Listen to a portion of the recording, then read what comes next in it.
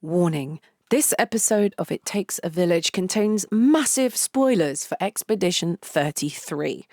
So consume at your own peril.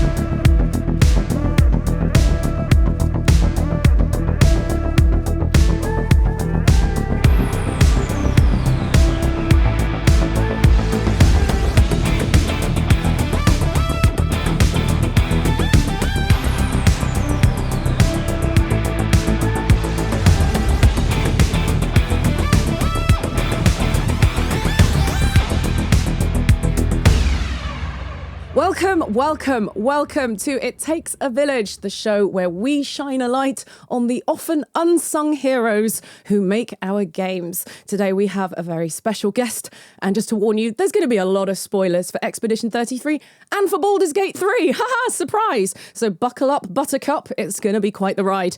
We'll start with an introduction, Maxence, and then we'll get into it, if that's okay. So, Maxence Cazorla is a French actor, director and screenwriter who began his early career training in Paris and Los Angeles. His short films Ineffable, UPYA and most recently Aeon's Echo have been widely awarded, also supported by the AGBO Storytellers Collective, which is a primary producer of Everything Everywhere All at Once. That was a good film. That's amazing. That was also founded by the Russo brothers. In 2023, he joined the cast of the video game Clair Obscur Expedition 33, performing multiple roles in motion and performance capture, Gustave, Verso, Renoir, and voicing the character Esquie in both the English and French versions of the game, and most recently, Oscio as well. So, all that remains for me to say is bienvenue au village et bonjour mon ami. Bonjour mon ami. How are you today? I'm great. That was beautiful. Thank you so much. And yes, Oscio. Oscio joined the gang. Yes. They don't stop giving you roles in this. I've been watching interviews with you and just to brush up on, maybe new things to ask you. I'm always surprised. Yeah, I'm like, at some point, Guillaume's going to be like, well, it's enough. And it didn't happen yet. So it hasn't happened yet? No. So we like to start on It Takes a Village. We like to start your own origin story. Tell me about childhood influences, because obviously you're an actor, but you like video games, you play games as well. So where do you want to start? Where did you grow up? Traumas, huh? Well, I grew up in the south of France. Didn't speak any English at all. My father he's still alive, but he was a singer. He doesn't really sing anymore. But I grew up in an environment where art was... My mom, when she met my dad, she fell in love with the man, but with the artist as well. So she stopped everything she was doing to become his agent. Oh, so wow. They fought. Lucky it didn't dad. work out for my father, unfortunately, but I grew up in this thing where, art was in the middle of everything. We didn't have a lot of money. We struggled, but I don't know. It's something I feel they gave me. And the day I told my dad, I want to be an artist, he was like, oh, no, please, not you, please. Have a stable job, have some money. Like, don't do what I did. But I think I was doomed. But you grew up all around that, didn't you? So. Yeah, exactly. I was singing with my dad, even though I knew very early on that I wouldn't be a singer. And everything changed for me when I was 15 years old. It was a Saturday night. My mom told me, we had a cinema next to where we were living. And it was a very little cinema. When they had them, it was the kind of movie theater. When they had the movie was already out on DVD. It took so long for the movie to get to that small theater. Yeah. And they were playing Blood Diamond with Leonardo DiCaprio. Yeah. And my mom told me, do you want to go to the movies with me? And like a 15-year-old boy, I was like, I'm going with my mom. And no, I'm good. I went anyway, and it changed my life. I don't know what happened that day. I remember sitting in the theater. It was not even about the movie, because I rewatched the movie years later, and I didn't feel that. It was all about that day. I don't know, I knew this was what I wanted to do for the rest of my life. I when the ending credits were rolling, I was crying, and my mom, she was hopeless. Like, what's going on? And I told her, I don't know. There's something happened, and I started to buy my first camera, and I started to make my first short films, And that was the beginning of it all, I think, you know. That's incredible. Well, here we also talk about the influence of games as well. I understand that you are a gamer. You've played games. Yeah. I had the Dreamcast. We were 5 Oh my on Earth. God. Yes. There's only about 3 people in the world that had one. Exactly. What And sort so I of was stuff did you like playing on it? Rayman 2. Yeah. That was, and I was also playing a game called Virtual Tennis 2. You know that game? Yeah, I know it. Yes. Okay. I've been playing it was games it was a longer big than one, I I think. was even reading back then. stories. Yeah. Yeah, and I was playing Sonic as well. Jet Set Radio. Yes. So those are the games that I grew up with. And then a friend of mine he was not using his PlayStation 2 anymore, so he gave me the PlayStation 2, and that's how I started to I got introduced to narrative games.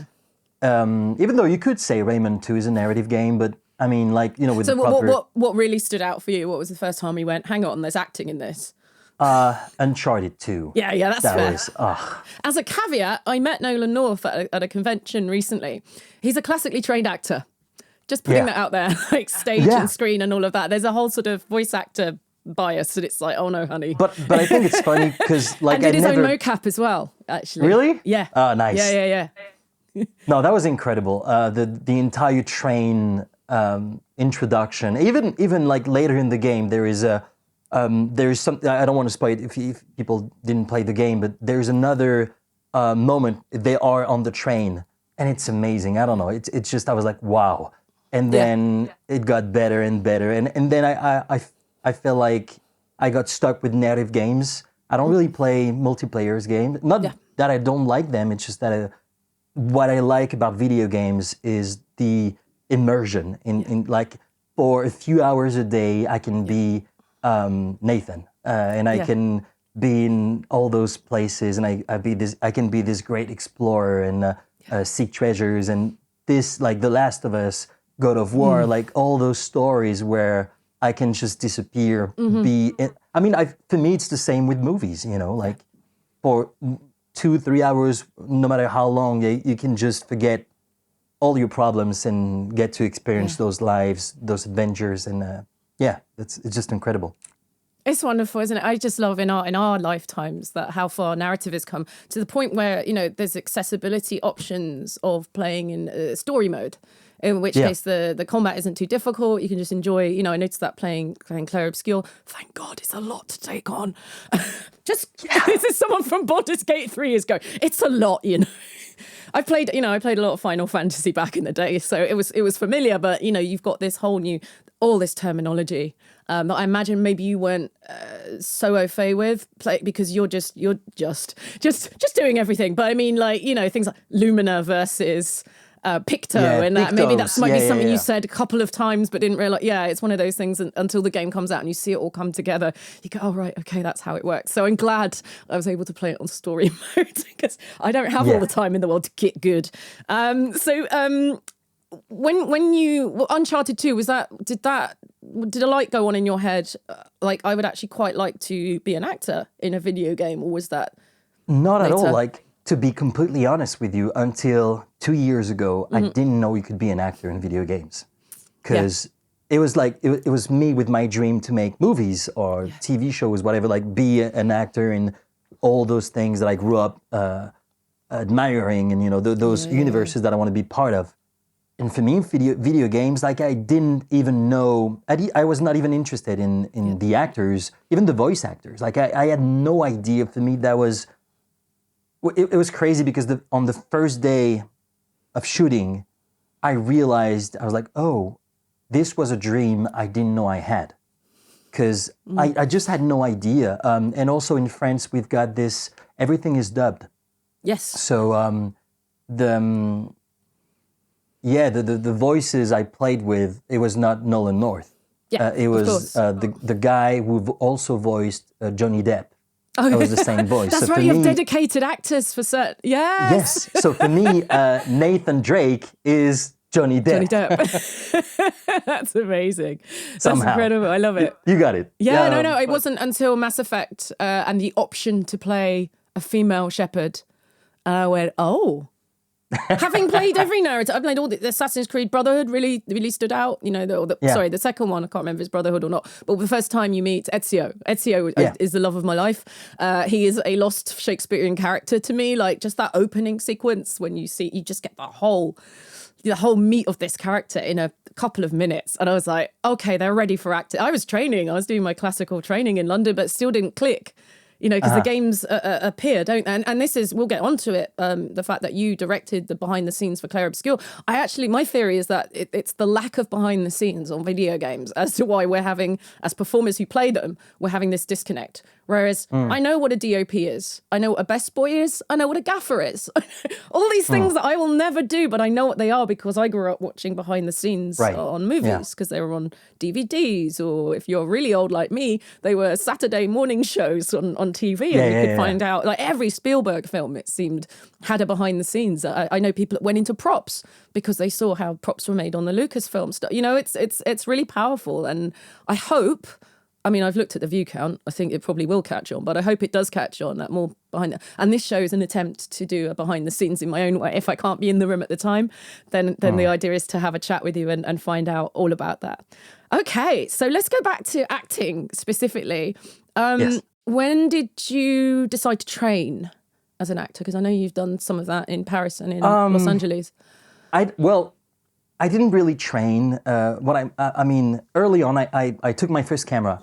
I started to direct my own short films. They were really bad. The first, not the one you mentioned, like the very first one. No, the ones that you haven't put on the internet.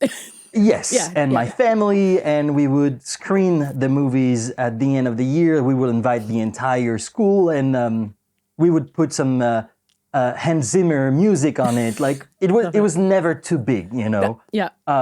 It was too big, but for us it wasn't, you know. And because that's the thing, like for me, the movies that made me want to be an actor, it was Christopher Nolan's movies or Steven Spielberg. Like I wanted Epic that. thing.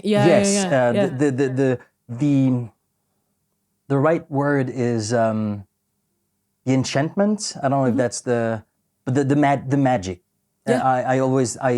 I loved, and that's also why I love Uncharted 2. Like I love when it's something that only art and movies and video games and books can give us, something that is not, because I love, don't get me wrong, and there are a lot of movies that treat about real stuff in real life, and I love them as well, but like the thing that made me want to do this was you could be anything. You could do anything. Yeah. It could happen anywhere. And that was the magic, you know. So I was always seeking the magic, the thing, that moment when you were like, oh, you know, the twist. I love twist too much, but yeah. And so I didn't really train. What I did is until I graduated, I was skipping class to direct my own thing, and then I would invite the professors to the premiere. Yeah. It's your self-taught. Yes, yeah. And then one day. Then I started to work in hotels as an entertainer, like they had the animation teams, like Club Med, this type of stuff. And thank you for your service. That is tough. It is. Yeah. But thanks to that, I grew up. I learned how to speak English. I also think I was really sensitive, and it also helped me as a human being to be ready for that world. And I feel like I'm still a newbie, but it's, as you know, it's rough, and you got to be prepared. You got to be strong. You got to be centered, you know, and aligned with who you are, what you want, why you're here. Yeah, because everything's going to knock that. Everything around you is going to knock that confidence. So you got to be really and you can fall sure. like that. And I feel like even sometimes, like even with this year, feeling like I'm 34 and I feel like I'm ready, even though I felt that. You're never prepared for it. No, things, but life experience does teach you where the red flags are. You know, exactly. If what happened to me happened in my 20s, I would have noped the hell out of there very quickly. I know I would have got very scared off by things and would have cared too much about strangers' opinions, which I don't now. It's quite interesting because I was about to ask you about this hotel work that you did because it's customer facing. How did that influence you and your work, if at all? Everything. I mean, have you watched The White Lotus? I haven't watched it yet. The TV show? I have not watched it yet. Okay, no, it's okay. because it's great, by the way. If I you know. get It's on a big list of games and movies and regrets. That's what I have. But you still have time. I think there are 3 seasons now. So every time I get on the plane, they offer me season 3, and I'm like, "Where's season? I've got to start at the beginning." Yeah, but the good thing is it's an anthology, so you could watch season 3, and because every season happens in a different resort. But it's the same characters, right? No, sometimes you got one character from one season that comes back, but then again, if you don't know who that character was, I think that's okay. I'll start at the beginning. But you should, you should. I've got to the make first the one time. is amazing. I've been so but busy. Basically, I know. It's so popular. I know it's horrible, isn't right? it? Yeah, I've got a long. It's the games and the music and the films. I feel you. I haven't played video games for months. The relationships and the friendships and everything. Yeah, exactly. Have you played Clair Obscur? I have not, because okay, hear me out. You don't have to. Some people don't like to watch themselves. I get it. No, I'd love to play it, because when I got cast, I very early on, I knew this was, regardless of me being involved or not, I knew I would play that game anyway. But it's just that since the game came out, everything blew up, everything changed. At first it was like a tsunami for me, because I had no idea, and I think it was not even me, like the devs, everyone, we didn't know it would be what it was, and it was a big slap, a great slap, but a big slap in my face, like, what's going on? And I had no idea. My Instagram blew up. I went from 600 followers to 20K in months. Yeah. And me, I wanted to answer to everyone, and everyone kept on telling me, don't answer to DMs. I was like, well... No. And I was like, well, but people, they take time to reach out, and I feel like it's, until you can't anymore. And I'm to this day, I'm still trying.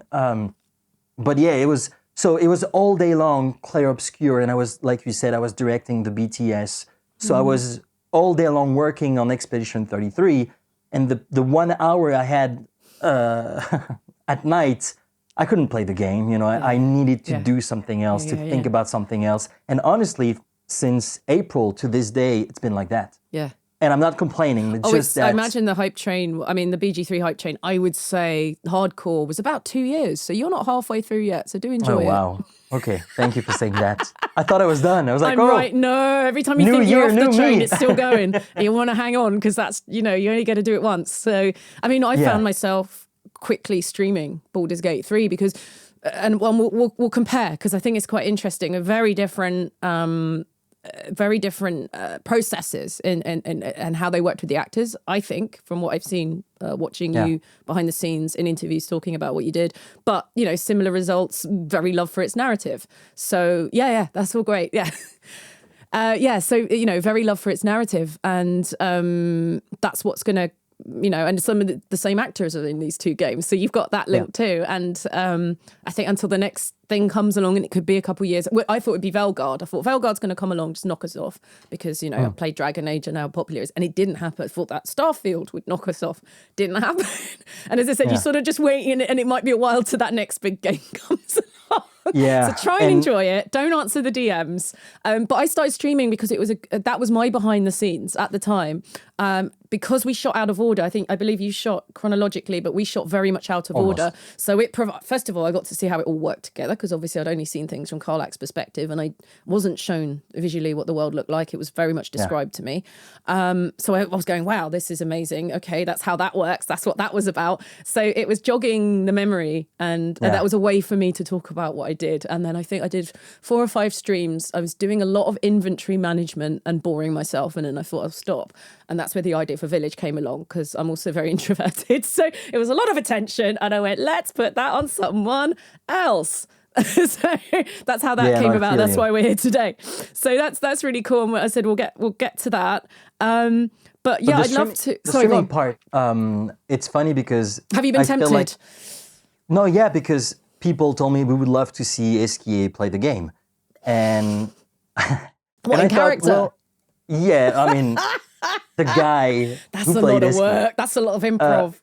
Yeah, no, I mean, that would be too long. Like, bonjour. No, it would be horrible. It would take hours. People would just insult me, like, shut up and play. I think you'd be surprised. But yes, Yeah. for you, it might be a bit much, yeah. But no, I feel like the game came out, I don't know, like 8 months ago, and I feel like if I am going to play it, even, because the thing is, I know everything about the game. Yeah.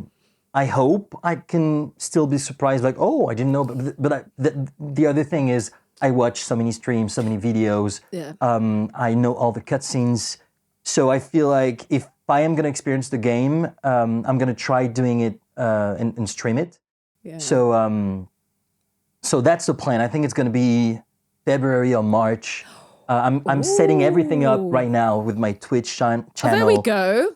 Yeah. It's because it's been months. I've been telling people I am gonna do it.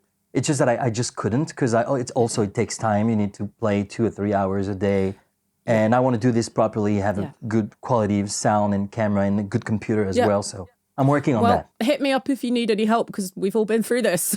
I will. I've got moderators that are now twiddling their thumbs because we used to do this show on Twitch. So we used to have a moderator and everything. So we can give you some good tips, help you out because there's no manual. There's no manual. So you're internet famous. It doesn't exist. Why doesn't this exist?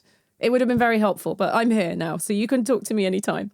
Thank you. I think it's a good time to show your show reel. Let's have a look at some of your work. Let's roll VT.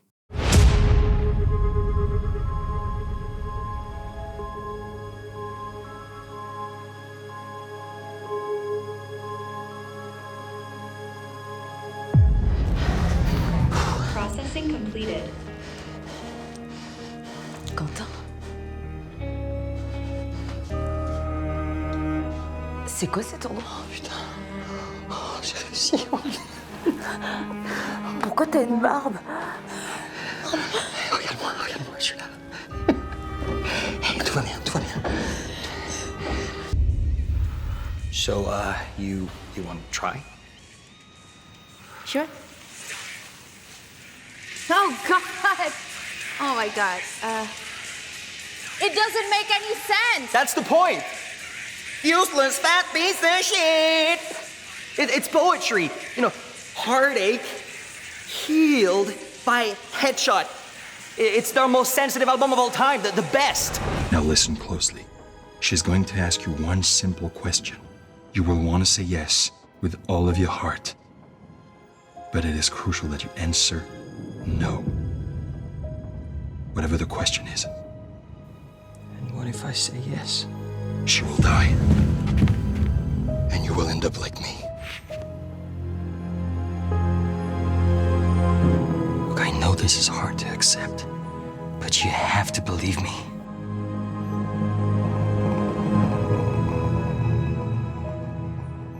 It's almost time. You see, I know you feel it. The music, it moves you. It moves right through you.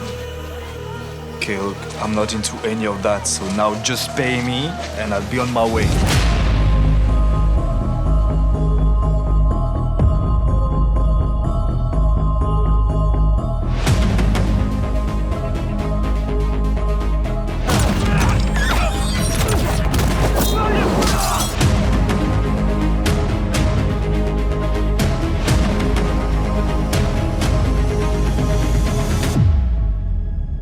Incredible. It's old now.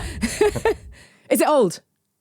I mean, no, it was right before Expedition 33 right, came out. so So, well, yeah. 2 years for a screen actor feels old, I know, but for games, it's nothing. Okay, so then we've come back. So that was incredible. What I'm seeing is a character actor with loads of range. And that's really interesting going into Expedition 33, where you played so many of the male characters. And I was not supposed to. And you at weren't first. supposed to. So hopefully we'll see you again on screen because that is so exciting. And I know I was able to find UPYA and Aeon's Echo on your YouTube account. I found a trailer for Ineffable, but I didn't quite, I wasn't able to see all of it. I'd love to. If you want to drop a link to us later, we'll provide that. Sure. So tell me a little bit about, let's move on to the short films. Working with AGBO Storytellers Collective. Tell me a little bit about that. And I think that was more Aeon's Echo, is that right? Yeah. What happened with Ion Zeko was we were actually shooting Expedition 33. I think it was, we were 2 months in, and one day, one of my best friends, he is a director as well, and we worked together on a few projects. Some of them he directed and I was acting in it, and some of them we co-directed together. And one day I'm scrolling on Instagram and I see this post about the Russo brothers who did Avengers, a small movie. I've never heard of it. Yeah, I'm sure it'll blow up. yeah, it's pretty niche. And they were like, we're looking for the next directors. It was all focused on action, but also like storytelling. Yep. And they were like, we've got this contest festival where you get 48 hours, write, direct, edit a short film. And if you can blow our mind, then you are in this program called AGBO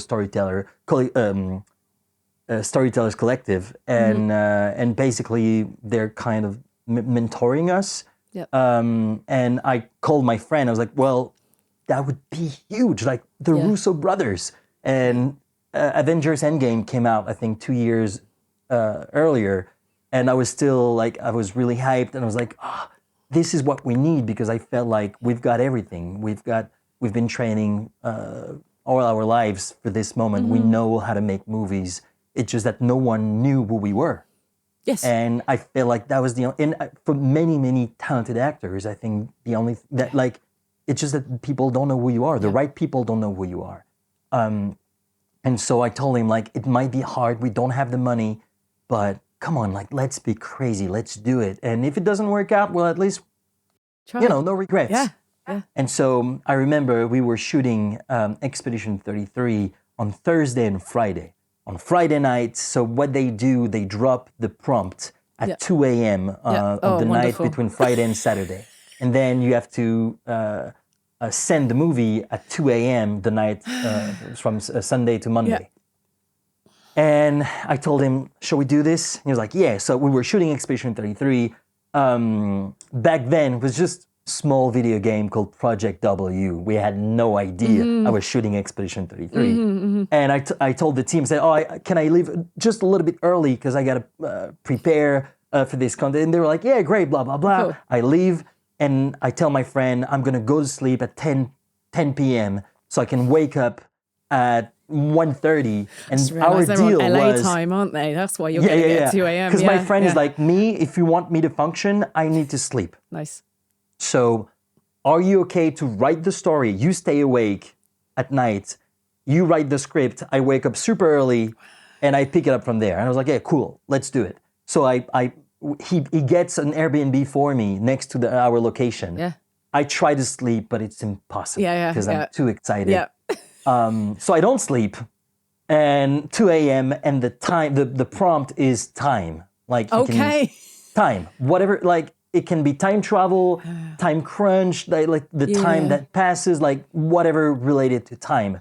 And me, I've been my whole life. I've been obsessed with time. Everything that I do, like again, I told you about Christopher Nolan. Like there's something fascinating about time, because it's one of those things we can control. So I was like, well, I've got. Oh, and the only thing we had to respect was 3 minutes. It couldn't be longer than 3 minutes. The prompt was time. I don't remember the exact prompt, but basically everything around time, and made in 48 hours entirely. It's incredible. Writing, directing, editing, acting. And, acting, yeah. Fine. So we found a squad. We told them we can't pay you. I think it cost us 5,000 euros to the both of us. That I'm still. Did you already paying have the location? You're still paying it off. Do some cons. You'll be fine. I was going to say, did you have the actors? I remember doing these before I trained, because this is what I was doing. I wasn't directing, but I was being in them, right? Yeah. And did you have the crew assembled? Did you have a couple of locations ready to go? So we had one location. It was I don't know how to say that in English. It's, you see it in the short film. It's on the water. It's a house on the water. Yeah, houseboat or a barge, something like that. Yeah, this. Yeah. And I called 5 friends, actors, and I told them, I don't know if I will need you because I don't know what characters I will need. But if I call you at 7 a.m., can you be at 9 or can you be at 8 at this location? Yeah, nice. And they said yes. Because again, that's very exciting, and they knew us. They knew that when we do things, we go all out. We rented an Alexa to shoot the thing, even though we didn't need one. But we wanted. Yeah, but then it also looked like it was from a longer film. Yeah, I thought I was just watching a scene from a feature film. And you had all these special effects. We didn't used to do that on a 48-hour film. That would just be a monologue or something. You just hope that it would be good enough. But it was for the Russo brothers, and you're like, well, if you want to stand out. Oh no! You did the right thing. You want them to think there's no way they did that in 48 hours. But I think, but I think again, it's everything in your life had led up to that moment. You were so ready. You were, and there'd be a lot of first-time filmmakers who were giving it a go. Not realizing. No, we were ready. The fact that you were sleeping in shifts, or at least trying to. You had that location ready. You had the actors ready. You were ready to go. You know how to do this. And the team, they were professionals. They work on proper movies in France, and they all trusted us. No one got paid. Everyone, and we were all, we worked really hard to make this happen. And I'm super happy because, when I look back, the story could have been better. But again, like you had we 48 had 48 hours. Yeah, no one's gonna, no. And no, it's a fantastic piece of work. It's really good. What was the result of it then? Did you get feedback? So we got in. We got in no, we didn't win. Yeah. So they had their top 3, and we were not part of the 3 best movies. And we're like, bit rude, but sure. Okay. And sometimes you can help yourself. You watch the movies that win, and you're like, I could have been there. Why? What was missing? It's a very subjective business. I know, yeah. Yeah. But then what was magical is that the Storyteller Collective, they can elect their winner. Nice. So it's basically all the winners from the other years that are part of the Storyteller Collective. They choose their winner, and they chose us. Oh, well, so there you go. You had the hearts of the people. Yeah. So that was nice, and we got in, and it's. And so are you part of the Storytellers Collective? We are, we are. What does that mean now then for you? I have no idea because Expedition 33 came out, and everything, like my life has been Expedition 33 for 2 years. So I'd like to check in with them, see what they're doing. What are you guys doing? Can we work together? Yeah, all of that sort of stuff. But no, that was really cool. I mean, so I saw the trailer for Ineffable. I watched UPYA, which was very disturbing. Loved it, and Eon's Echo. But I realised there were 3 films on the subject of death. Yeah. Has that occurred to you? Is that something that interests you, or is it a coincidence? I mean, we've got Expedition 33. Spoilers, kids. A lot of death. A lot of death in that one. I know. I think there's something about death that. I mean, it goes hand in hand with time, doesn't it? Yeah, because again, like we all gonna die, and what's like when you're writing story, you look for conflict. You look for. Death. I think death is the biggest thing you can find because when you face death, then everything it puts everything in perspective, And I don't know. There's something, and it's funny because when I write stories or when I direct movies, I'm fascinated by death, but in my life, I'm not afraid of dying. Mm-hmm.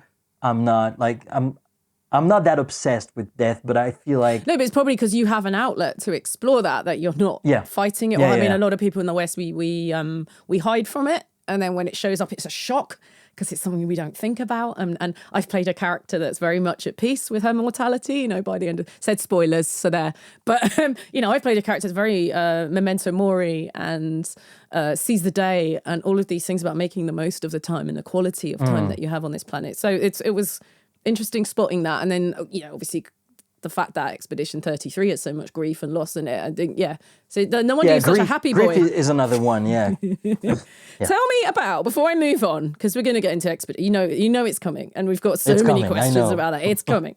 But this is kind of why I wanted to talk about all this other stuff you've done, because you've had a life outside of this wonderful game. Yeah, because people are still listening. Hopefully, they're not just skipping through. How dare you? Tell me about subsidies in France. Are they able to help you make shorts, or how does it work with I guess, the indie scene. I get you're on the indie scene, aren't you? Film-wise. It was just us. Do they help you? Know. I mean, they can, but us, it was all about, because it takes a lot of time, and I've got friends. They get subventions from the government, from the state, but it could take a year and a half, and then you go through commissions. You have to send them your script, and they can tell you things. And we just wanted to tell our stories, so it was always about us making stuff, putting it out there, going through the entire film festival thing. So I know it exists, and I think France is a great place to create things. Mm-hmm. It's just that in France, everything takes time and the paperwork and everything. Yes. It's just like, and I feel like we never really had time. We're like, because again, you've been there. You want to be discovered. You want to be. You want to make a difference. You want to tell your stories, and you feel like every minute you're spending not doing anything is... You're filling forms in, yeah. Yeah. So no, I never had that chance, but now it's great because with this friend, Godefroy, he's the one I co-directed Ian Zico with, he made a short film, I think it was 2 years ago. It was a fan film, a Wolverine fan film. Oh, nice. What if Wolverine... was a Viking. The entire Wolverine thing happened in the Viking area. Yeah. He made that, I think, 12 minutes short film. It blew up on YouTube. I think to this day, it has 6 million views. It was crazy. It was, and I play in this short film. And we got discovered by a production company in France, and they were like, So it was Godefroy. Godefroy was the one directing it. Yeah. And they told him, like, we would love to produce a feature film, obviously not Wolverine because they don't have the rights, but something like that, you know. And Godefroy has been incredible because he said, okay, but I've been working with Maxence for years. If I were to do this, I want him to write the screenplay. So we've been working for 2 years while Expedition 33 was happening. Nice. I've been working on this feature film that I'm writing for Godefroy. And I was hoping you'd say something like that. I was going to say, it's got to be a feature film next, right? It's got to be. It has to, yeah. All right. I mean, do consider me, please. No one's watching this bit. It's fine. We can cut this. No, I don't think so, because he wants a proper fighter. And I'm a fighter in life. I'm not a fighter in, you know. You don't have to fight me. I just want to be in the film. Oh, for you? Sorry, yes, I thought for me. Yeah, you're going to be in it. I will be in the. Yeah, you will. You're going to be in it. Just, I will brush up on my French. I have a lot of experience in martial arts. That's a fact. That's the thing I used to do. I'm just. Then you're in. Oh, thank you very much. Oh God, can you imagine if it was that easy? Just go. Hello, Russo brothers. Really like to work with you. Great. It is for some people. Isn't They're it? like, you want to be in my movie? Let's do it. Unfortunately, I'm not related to anyone, so it's taken me a few decades to get where I am. I think same with you as well. We're part of the same club. Yeah. So let's move on to a more meritocratic industry, certainly for the actors at the moment, the games industry. We're going to go into Expedition 33, and as I said earlier, there's going to be massive spoilers. So you know what? If you haven't played, you probably don't want to watch this bit. The whole bit you scrubbed through to get to this bit, though, that was really interesting, and there were barely any spoilers in that. So here we are, Expedition 33. We're going to climb this mountain together. All right. I've done my best. As I said, spoilers, right? I've done my best. We had a lot of questions. We had a lot of questions that were similar. There was also a question I had about process, but I thought of interviewing you before they knew, so I get to ask it. So sorry if you're waiting for your question to be asked and you feel I've stolen it. I haven't. I'm just ahead of you in time. Okay, so this was your first games role, right? How did you find out about it? How did you get involved? It was completely random. One day, a friend of mine, Estelle Darnaud, that you met, actually, she is a stunt actress. And one day, she sent me an Instagram link. Mm-hmm. No comment, nothing, just a link. Click the link, and there is this post from... Actually, you know what? Let me read it out loud. Wait, I got it. Yeah. Amazing. No, because back then, again, like I said, I didn't really know about acting in video games. I didn't know anything about motion capture. The only thing I knew about motion capture was Avatar. And that was it, you know. And so she sent me a link to this post, and the post was saying, Project W, Senful, performance capture casting. Senful is looking for actors, various roles, video game RPG project for PC, PS5, Xbox, sessions in Paris from September 2023, able to perform with a script in English that will be revoiced by English-speaking actors. The casting started July 2023, and shooting starts September 2023 and continues through late 2023. And it was supposed to be 15 days at first. Oh, that old classic. I was told Carlac would take 10 sessions. And Really? there I was 65 later. Can I leave Classic. my day job now? No? Oh, video games. Amazing. So yeah, it was Project W, Yeah. and my friend, she says, oh, by the way, the audition is in 2 days. It might be too late. Sorry, I didn't think of you. But you can still apply. We never know. This is fine. So I write this because the ad is in English. So I write this email in English, the best I can, 2 pages with everything. Because of my course you demo can't research reel. So because they're a new company at that Yeah. point. Yeah. Don't so know you got anything nothing. about them. And the Instagram page has like 5 followers back then. Wow.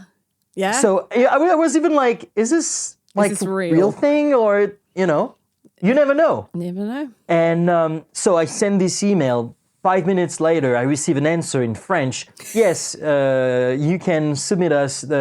We want a self-tape from you. Here are the scenes. By tomorrow, if that's possible. Yeah. So I'm like, sure, yeah. I was that day. I was supposed to go to watch Oppenheimer with Godefroy, that same friend who I made short film with. And I called him. I said, well, can you come with your camera? He said yes. So I spent the next 3 hours learning. I think it was 10 pages because they wanted to see me for 3 roles. One called Gustave, another one called Verso, and the third one called Renoir. I'm loving the lack of disguising the names. I'm not used to it myself. Project W. Yes. Amazing. So I learned the lines. Actually, the scene that I did was Fuck the Mission. The fans will know about this scene. I've seen it. You've seen it? Yeah. It was not Fuck the Mission back then. It was, but it still was this, what are we going to do, huh? We're going to take down the Pinterest with the 3 of us, my guns and your sparks. So it was this almost the same scene. I do it. We go watch Oppenheimer. When we come back, we go to bed. We wake up super early in the morning. Yeah. We shoot the thing, edit it, send it, and I'm like, okay, it's done. Yeah. And I've then got this. we met Guillaume, and he was lovely. You could see how passionate he was about the project. Yeah. I was, to be completely honest with you, I was not stressed or nervous because, as you know, as actors, 9 times out of 10, we're not going to get the part. 9.9. But important to remember that they want you to, because they want their lives to be easier. If they've called you back, they want you to get the part. Yeah. And I think you've got to remember that, because sometimes it can feel a little bit like you're being attacked. Yeah, no, of course. No, but what I'm saying is that I'm not. I do my thing and then I forget about it. I move on with my life because my soul got crushed so many times. Me thinking, oh, that was it. This is my time. It's so weird, isn't it? Because when you're doing the audition, you're doing the job, you've got to care about it like nothing else in the world exists. And when you're not doing it and you're waiting to hear back, you got to not care about it at all, because it's going to send you crazy. So weird. And so then you have that period where you've not cared about it, you maybe forgotten about it, you get the role, you care about it again, and so on and so forth the rest of time. Yeah, it's but it's I hard. think we all do it because, you can't, hoping is not going to make any difference. You got to protect yourself. Worrying is not going to make any difference to it. Exactly. You just send yourself crazy. And going over it in your head. The biggest tip I was ever given for auditioning was to imagine you've got the role. This is actually you working. Yeah. And that's it. And you've done your thing. And, That's it's a great down to advice, them and their bad or good taste, isn't it? Yeah. But what happened that day is story. they showed us a small clip of the video game. And I was like, God damn it. I want to be part of this. And you've done the work. Yeah. But all of a sudden, I knew my lines, but all of a sudden I went from, you know what, and to be like, oh, I would have played this game anyway. So now you tell me I could be part of it. I could be one of those characters. So I started to be like, okay. And yeah, so I auditioned for Gustave, Verso, and then Renoir. Guillaume was lovely. The entire team was they were all lovely. They said bye. They told us they would. That was in July 2023, and they told us they would tell us by the end of the summer. I mean, the first day of shooting was in the end of August. It was 23rd of August. So they told us by the end of July, early August, we would know. Okay. So I live and I try to get back. Again, like you said, you try to move on and forget, but I couldn't because there was something about what I've seen that day, and also like when you play a scene, the writing was amazing. Yeah. The stakes, like I didn't know anything about the story back then, but I don't know how I can express that, but I knew this was special. And we're not even talking about the game being successful, like just as an acting point of view, like this was great. And so for the next 2 or 3 weeks, and also I was at that point of my life where I was broke, miserable. I've been doing this for years, and I told my family, I was like, well, maybe I'll let the summer pass, and by September I need to make some choices because I can't keep going like this. And I'm not saying I was about to quit, but it couldn't continue like that. It was again, like it was really my life. It was miserable. And 3 weeks later, I received an email. Congratulations, we would love you to be Gustave. And then I received a phone call from François, the producer. And I think it's the first time that I say this, actually. I was, I don't know if you've got that on your phone. My phone, when it vibrates, if it's a notification from Instagram or Gmail, or it depends on what app, it vibrates differently. I have not done this. I've just turned mine off and I ignore them. I mean, it's just it's just the way my phone works. So you knew where it was coming from. I knew it was Gmail, and usually when it's Gmail, it's pro. It's work, yeah. Yeah, and I'm at the train station. I just left my dad. I was there for a few days. I was going back home. I'm waiting. The train is about to come, and my phone vibrates in my pocket. I know it's pro. I know it's for work, and don't ask me why. I know that this is it. I know it's them, and so it takes me ages to look at my phone because you can only see in the notification. You can see only the 2 first lines. I've also turned that off. And just to torture myself. And it says, "Congratulations, you got the part. We want you to be Gustave." And I at that moment, I get emotional. I tear up, and again, like I know it's easy to say 2 years later when my life has changed, but I promise you, I knew nothing would ever be the same again. Not because the game would be successful, because for the first time in my life, I got the leading part of a project, because Gustave is the leading role until he isn't. Until it's not. Back then, I thought he was, and I was like, well, even if no one knows about the game, the story is amazing, the character, like I knew, early on, I was like, I am Gustave. I know, like, and so it was life-changing, because also we got something in France called intermittent du spectacle, which means if you work 507 hours a year as an actor, if you manage to work as an actor for 507 hours, then the government gives you money for the rest of the year. So yeah, when I was asking about French subsidies, that's the sort of information. We have nothing like that in the UK. The last episode, we were talking to David Mencken about UK unions and that, and basically it's horrible. It's the short version. So well done. Were you just counting the hours up? But it's great for Yeah. artists. It's Yeah. hard because it means you have to work. Basically, you have to book 43 jobs Yeah. a year. Wow. Yeah. It's a lot. But I assume Or, it's one job that would last 15 days. But again, Yes. like who does that Who when does you're that? not? Yeah. You know. But I assume that's to subsidize the fact that it's low paid generally acting. Yeah. Yeah. Yeah. Yeah. We have the same problem. So Yeah. it changed everything for me because yes. it was that, and it was also meaning for the first time in my life I could make a living out of my dream. I know, right? And that only, the game could have flopped. Yeah. Like, it would have changed everything because from that day until today, it's been 2 years, I can say for the first time in my life, when people ask me, what do I do for a living? I can say I'm an actor. Yeah. And I couldn't say that before. I could, but they're like, oh, okay, cool. So you But what's and your you're real like, job?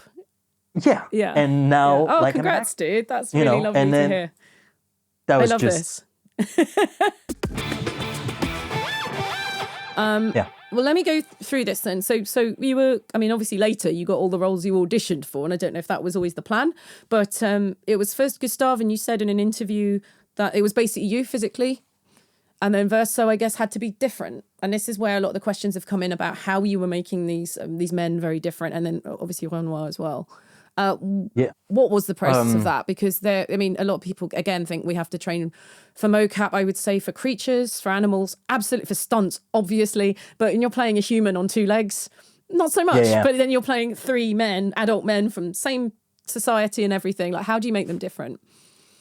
Because that's the thing. Like, I was never supposed to be those 3 characters. I got cast as Gustave, so what I did was I was just acting. Yeah. But I was not aware of the way I was walking, the way I was. When I say Gustave was me, it was just me saying, of course As if I was you were acting. him. Yeah, yeah. Yeah, I was acting as if I was Gustave, but I was not You're not consciously thinking about... Yeah. Exactly. I was not thinking about all those things. I was just acting. And when I got told I would be Verso, I was like, I'm fucked.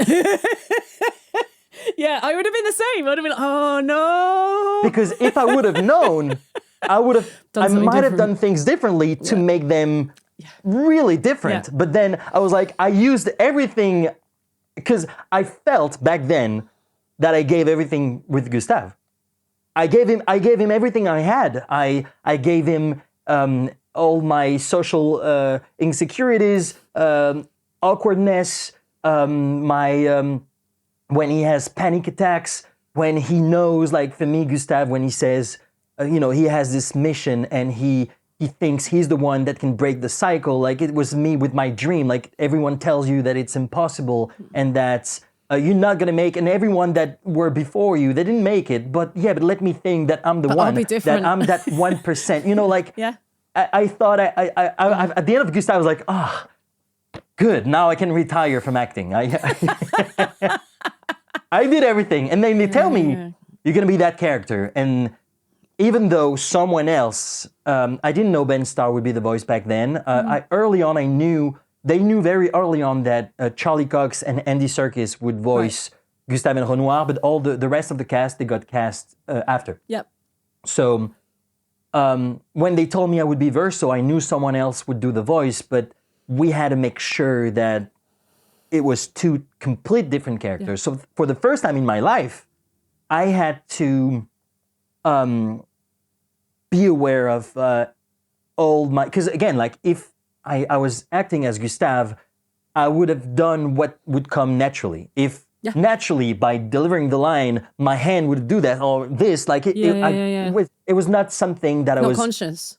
Exactly. Yeah. But with Verso, everything had to be on purpose. Yeah. Every single... Again, I was not aware of my facial expressions with Gustave. I was just acting. Yeah. With Verso, I had to make sure that nothing would betray and be Gustave. I had to make sure that the way I would stand, look at people. Again, Gustave doesn't look at people right in the eye. Yeah. Gustave is kind of he's rolling his eye. He's always you're talking to him, but he's thinking about something else. Verso is he's But listening I think, to I it. think in the writing of Verso, you were lucky there, I suppose, because you've got someone who is very calculating. He has this big secret he's keeping, and so I guess things are a little bit more conscious. And spoilers, sorry guys, he's a very old man at this point, and again, how many expeditioners has he led to their doom? Like, how many times has he done this? 67 times, maybe? 67. times. I mean, do you count Expedition Zero as one? I don't know, I guess you could do a then. prequel, find out what it was like the first time. But the point is, he's very calculated. So did you have like a movement director to help you with that, to keep you honest? No. Oh No, my no, God. So we did. But again, we did. Because I trained, right? So I used lots of Laban technique. We had teachers that trained Lecoq in Paris. And so that was all very, for me, very physical, very earthy. We used the term pressing because she was so heavy and so big. So if I was doing that naturally, we don't want that with Carl. Actually, she's massive. Yeah. So, there was all that, and that really helped us. And if it was like you were starting to develop a weird habit, that would be called out immediately. So you didn't have that. So again, props to you, because that's incredible. But no, Guillaume was very... the great thing about Guillaume is that he knew exactly what he wanted. Mm-hmm. And the main difference also between Gustave and Verso is that for Gustave, I didn't know until the end what would happen to him. Yes. So what was happening is that we had 2 or 3 sessions per month.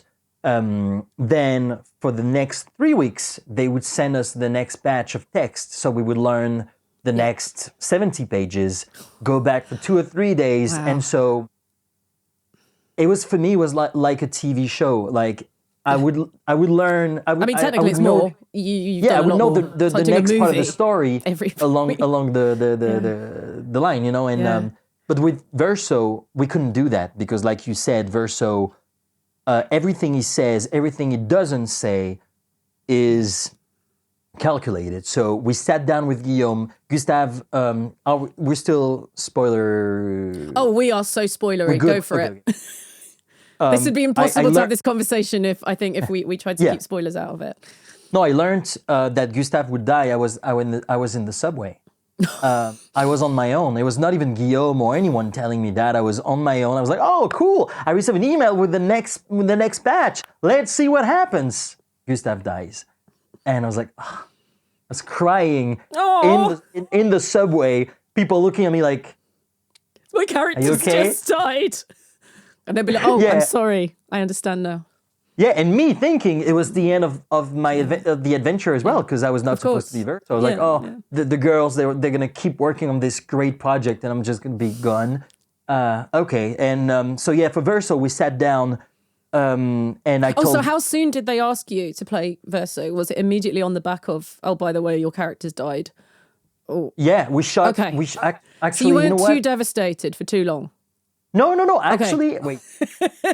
I think I might say I will ask confirmation, but I think I started to play Verso the session Gustave died, How interesting.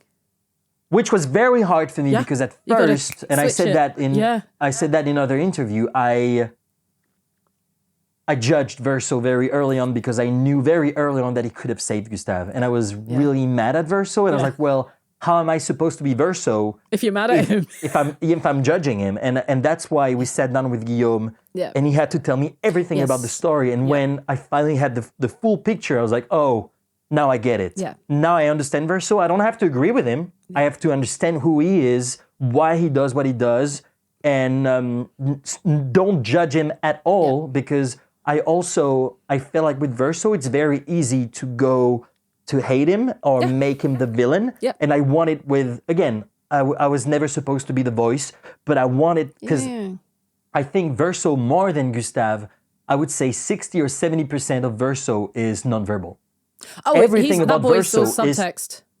the looks, the things he doesn't say, and it had to be me. And I was like, I want people to be like, I know it's wrong, but I feel for the dude. Like I needed to play that, to make sure that we knew that he was not just a guy, bad guy. manipulating everybody. It was every single decision that he made. It was hard for him. He got attached with those people, and when he had to do what he had to do for the right reasons, it came from something so deep. And if you understand the story, if you get the full picture, you can only be like, I get it. He had to do it. Yeah.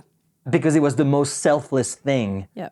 At the end of the day, sorry, I got off track a little bit. No, but it's we're in a world of, we're post Walter White from Breaking Bad, we're post Tony Soprano.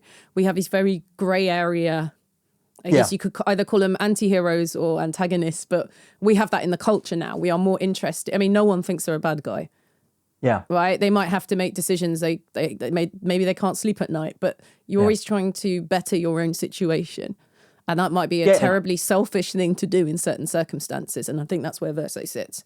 Without totally making, once you play the whole thing, you get it. But it's all right. I'm allowed to hate on him. It's fine.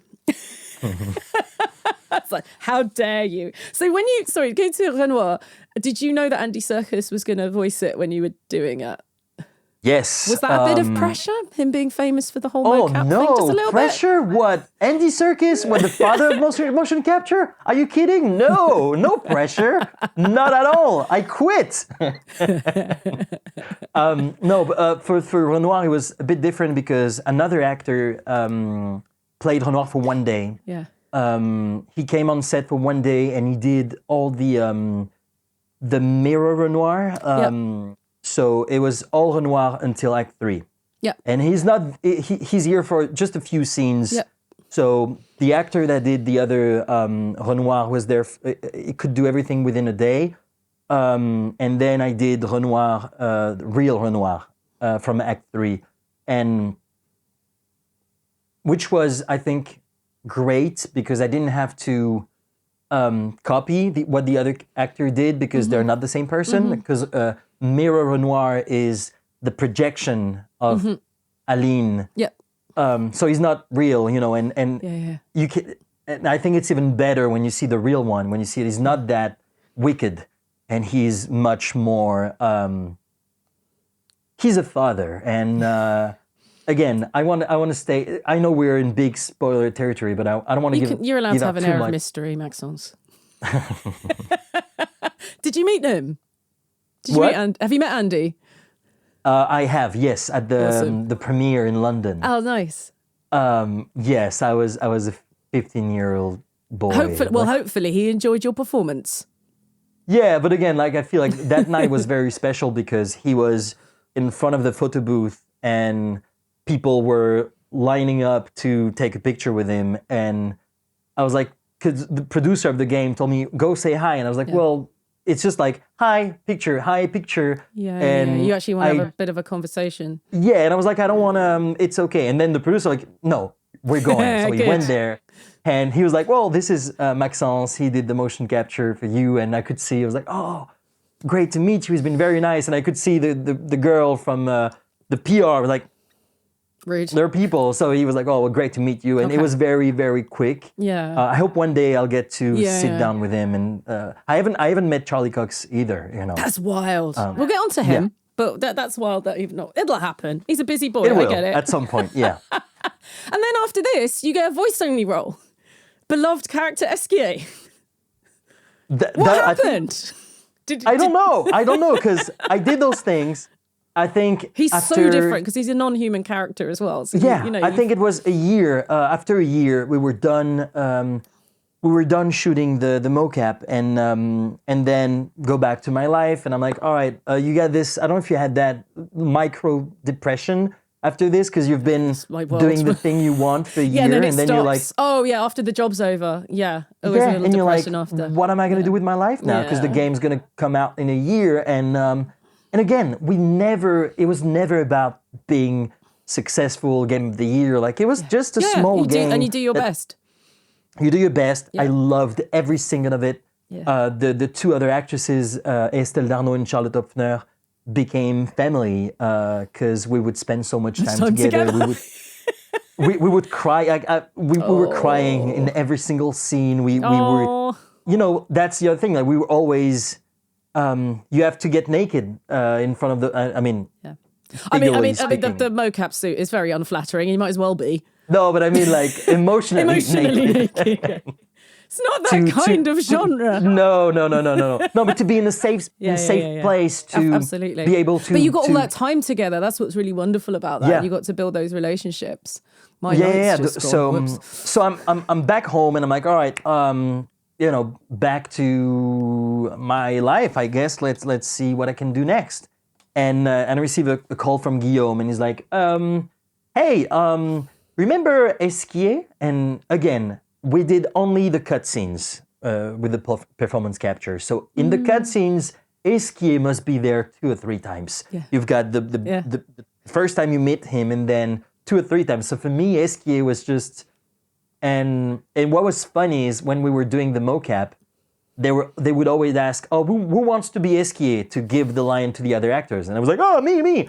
And I was always playing like, oh, bonjour, mes amis. I don't know. I would just have fun with him. I see what's I pictured happened him here. like as a very rich French from the oh yeah, why, yeah. I don't know, Cute. something like this. How does he sound in And- French? Exactly the same as English. Amazing. Yeah. And Guillaume called me and was like, oh, you remember Esquie? We would love you to be Esquie, but we're not gonna go with your Yeah. like we're gonna find something different. Yeah.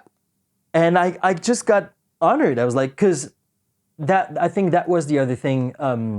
Very early on, I told Guillaume back then, before I knew Charlie Cox would be the voice, I was like, oh, do you think I could be Gustave's voice as well? And I could see on Guillaume's face, like, it's going to be Charlie Cox. And then I was like, okay, well then, okay, I get it. Sure. Fine, Charlie. And I don't know if this is why he did it, but I could feel like it was like, oh, we're sorry, you couldn't be Gustave, but we've got this character, and he's a lovable goof. It's a small part. He's so happy, Again, and that's what this world needs in this Yeah, video and we had no game. idea It needs that some joy somewhere.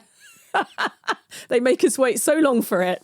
He's a real breath of fresh air. It's not what you're expecting. It's so much fun, and I know Yeah. he's a big fan favorite as well. But So, that's good the other job. thing. Back then, we had no idea that he would become the mascot. Oh no, you never do. You never do. As someone in the game with a billion characters, like what sticks is really unpredictable, and it's very cool finding out organically what works. Well, that sort of that almost leads me into my next one. I was going to say I'm not going to spoil Esquie because that's new at this time of recording. That's brand new DLC, so we'll leave you something today. But that's really cool. I just think it's never going to end for you. I think you're just going to keep getting called back in to do new things. I mean, it would be. You're up for it. I love working with them, and he knows whatever he wants me to do, I'll do it because I feel like we gave everything to this game, and we received like it changed our lives. And if the next project or whatever he wants me to be the sound guy, I will learn how to be the sound guy to help them. I want to be able to help them in any type of way. It doesn't even have to be acting. I just want to be able to give back because this has changed everything for me. And what was great is we never did it for that. We never had that in mind. No. We very rarely do that. I mean, I can't think of a project I've worked on where I'm projecting outside of the work that I've been employed to do.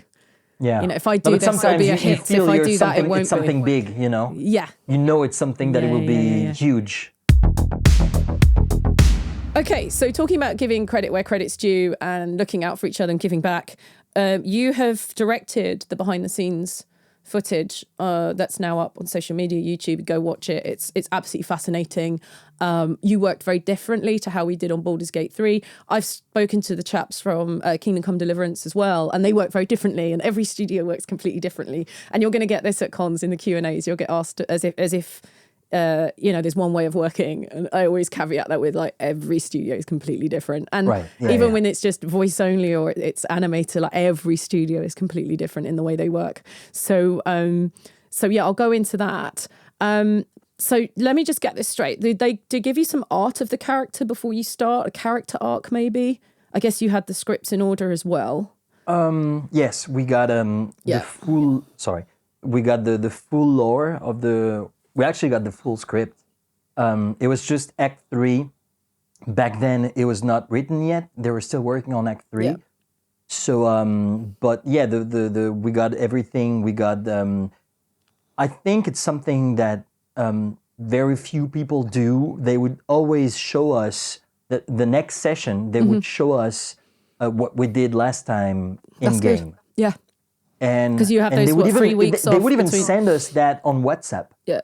And I feel like in an era of companies trying to keep everything secret, you don't see anything, you don't know anything.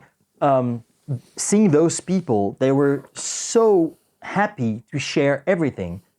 Of course we signed NDAs, but they're like, but you also well, know now what a spoiler is, don't you? And the difference between a spoiler and something that's detrimental and they to the knew also company that or we something. needed to know. The more we had, the more we knew about the story, the universe. The less the time more you're we- wasting on studio time to be yeah. caught up, because that's very expensive. You know, they pay by Yeah. the hour. So to spend that, I mean, I found recently I've been briefed by people before we go. We'll have an hour where we talk about the whole universe. So we don't ask those really basic questions of who am I? Where am I? Why am I saying this? All of that stuff. That's all done. And you just go in and get on with it. And yeah, that's really, I mean, I was lucky when I did Baldur's Gate, I was in every other day. So we didn't have any time needed to play back anything. Did you have any visual references? I know you'd seen the game during the audition, or was it just straight in like a black box theatre, go and act with the other people with the They would show us some artworks of the scene, like let's say, for example, Stonewave Cliffs. They would show us artwork of here is like the characters that are going to be there. Yeah. Here are the stone, the cliff, and everything, and then it was all about our imagination. Oh yeah. Yeah, that's what I mean. That's what I loved about doing on BG3. It was like having a live DM in my ear, just describing it all to me, but completely out of order, of course, just to keep me on my toes. So, just from the BTS, what I've seen. So by the time it gets to the voice actors, it looked like to me like it was a dubbing job for them, because you had the visual, your performance, I guess, with your vocal taken away, and then what looked like a little scrolling text. I've done a little bit of dubbing in my time as well, and that totally makes sense with a French studio and a French sensibility to approach it that way. I've seen it done the other way around. So there's very little actors BTS from Baldur's Gate 3, and of course they showed the celebrities that didn't do mocap. The rest of us all did mocap, but there's no footage of it that's been released. So what you get is you get Jason Isaacs, J.K. Simmons. They set it. They were the first. The voice is the first, and then we had an additional mocap actor come in and perform to their vocal performance. And then it's animated. So it's almost backwards from what you did. So this is why I'm asking you these very in-depth questions, because it's so different to what we did. And you have so much footage of what you did. I'm just going, oh yeah, that's really interesting. So like when in Baldur's Gate 3, I did something, I was involved in cinematics. So that is that 3/4 shot. I'll be talking to, your character versus animation. When the camera's in isometric mode, that is animated. So I didn't do her rage in battle. I didn't swing an axe once, very annoying. I didn't dance as her, that was animated. I always get asked about that. That would be VO only, and about 5% of the sessions were VO only. That's spells, conversations, all that, in party banter, that totally makes sense. Any scenes with movement, with touch, that had an additional mocap actor. I did mocap too, and this is where a lot of confusion comes in. I never dubbed my voice over someone else's performance. So it was always like a blend of those things. Most of the time, though, we're not moving around. You might notice in the game, it's very static. And I did hundreds and hundreds of hours, so it kind of drives me crazy when they say voice of Karlach or you voiced Karlach, because I would have done that in 20 hours. I did 260, I think, last time I counted. But it was slow because we're doing line by line, and because it's branching narrative, you got to do the whole branch, and then you got to do the whole branch depending on the choice they've made, whether you like them or not, if you're in a relationship or not, and then you go on to the other branch, and it just took a very long time. And there's suiting up, calibration, all of that sort of stuff. it was a lot. There are times you must have been so confused. Oh, I loved it. I loved it. There was a lot of going, oh, we've turned left now. Okay, because we've been turning right the whole. Okay, I got it now. No, it was really cool. And I enjoyed that. I did actually enjoy that. They did give us a character arc, so I knew all the big points. All those big emotional scenes. I knew they were coming. I really did. And the audition, I kind of did a whistle stop tour of all Carlack's big emotional moments. So I was prepared, and they were prepared, and it wasn't going to be a surprise whether or not I could do it, because people come from all sorts of backgrounds, and that was my big break, and it looks like this game is your big break. So it's one of those, isn't it? And you nail it, and then you're like, yeah, and you can relax because you've done all the hard stuff in the audition in a weird way. So I just wanted to do that. Right, Charlie Cox. Let's talk about Charlie, because he sounds amazing. Oh yes, go on. No, just to address what you said. Yes, we basically what they did. We worked from the script. It was. That was the script, us. Then they would put us in game. They also recorded our voices. I remember the alpha version of the game had your voice. It had our voices in the game. And then, like you said, the actors who voiced the character came along and dubbed us, Amazing. So that was the order they that's what it looked like in the BTS, but that's coming from someone who's been in that process. I don't know what it's like from someone who hasn't, but I just wanted to make that really clear, because you did such a great job on it, and there's so little of it out there. I just want more. So with Charlie, he said he only did one session. Jennifer says he did two. Totally makes sense. It would have been some time ago. I think it's probably so just for audience, a voice session is typically up to 4 hours long. Normally no longer, just because of a vocal strain and everything. Which does beg the question, how many sessions did former Village guest Ben Starr do? That's a great question. Because if Charlie was in half the game and Ben was in half the game, and Charlie says he did between 1 and 2. I know when we were shooting the BTS, we went to London for one session where I saw Ben, Rich, and Jen that day. And I think that day, that was the BTS where you've seen when they say putain, merde, all the French cursing. I don't know how many sessions. I think it was a few sessions, because I couldn't tell you. It's a handful, isn't it? Idea. It's a handful. Yeah. Right, that's all I'm saying. I'm just saying, for the man that would take 3 weeks to learn 70 pages, and then I'm just saying you did a lot of work here. Because I'm going to get onto awards now. Going to get onto awards, because Charlie's been very generous, right? In a industry where you haven't met him, we don't really get to meet. Sometimes we don't know, the left hand doesn't know what the right hand is doing. And he's been very candid about the amount of effort that you've put in, the fact that he felt like a fraud, he said, when he was getting praise for it. And he said if he was to win anything, it should go to you. I mean, I appreciate him, and I accept everything he said. It's just I think he should receive his flowers as well, because of course. For me, I've seen people on the internet saying, "Oh, he's been in the booth for a few hours," and I feel like delivering that performance. For such but that's a why I'm short trying time. to nail down Verso hours, because I think Verso did a few hours in the booth. That's what I'm saying. It's not like, oh my God, he blew it out the park. No other actor. It's like he's hit every line. It sounds like, oh, he's done it all in one take. No, it's just very short. Voice acting doesn't take very long at all. We tend to do it. We do 2 takes for safety. A lot of the time you do it in one, and we're good sight readers and all of the rest. Oh, it was always 2. The way Guillaume works is always 2. Like you, because that's what I did with Esquie as well. You say the lines 2 different ways, and he says first or second, first or second, That's and then where we I am move on. with Fading and it's Echo. always like that. Yeah, and that's what I'm used to in games as well. Yeah, that's very normal. It's very, very. And again, I was there with Rich, Ben, and Jen, and it was the same for them as well. It was them giving 2 options. Guillaume saying the first one or the second one. There were some lines where obviously you want something else, and and that's a great thing about Guillaume as well. He knows exactly what he wants. Yeah. He is so everything is there, and it's very smooth. That's it's very helpful, easy. isn't it? Because that's very helpful, because there's so many ways these things can go, and then they have consequences, especially if you made a very strong choice. Then you've got all these other characters who now have to respond to that with that in mind. Yeah, and sometimes he asks you to say something in a certain way, and you're like, are you sure? And he's like, trust me. Trust and me. then you get Trust it. me, bro.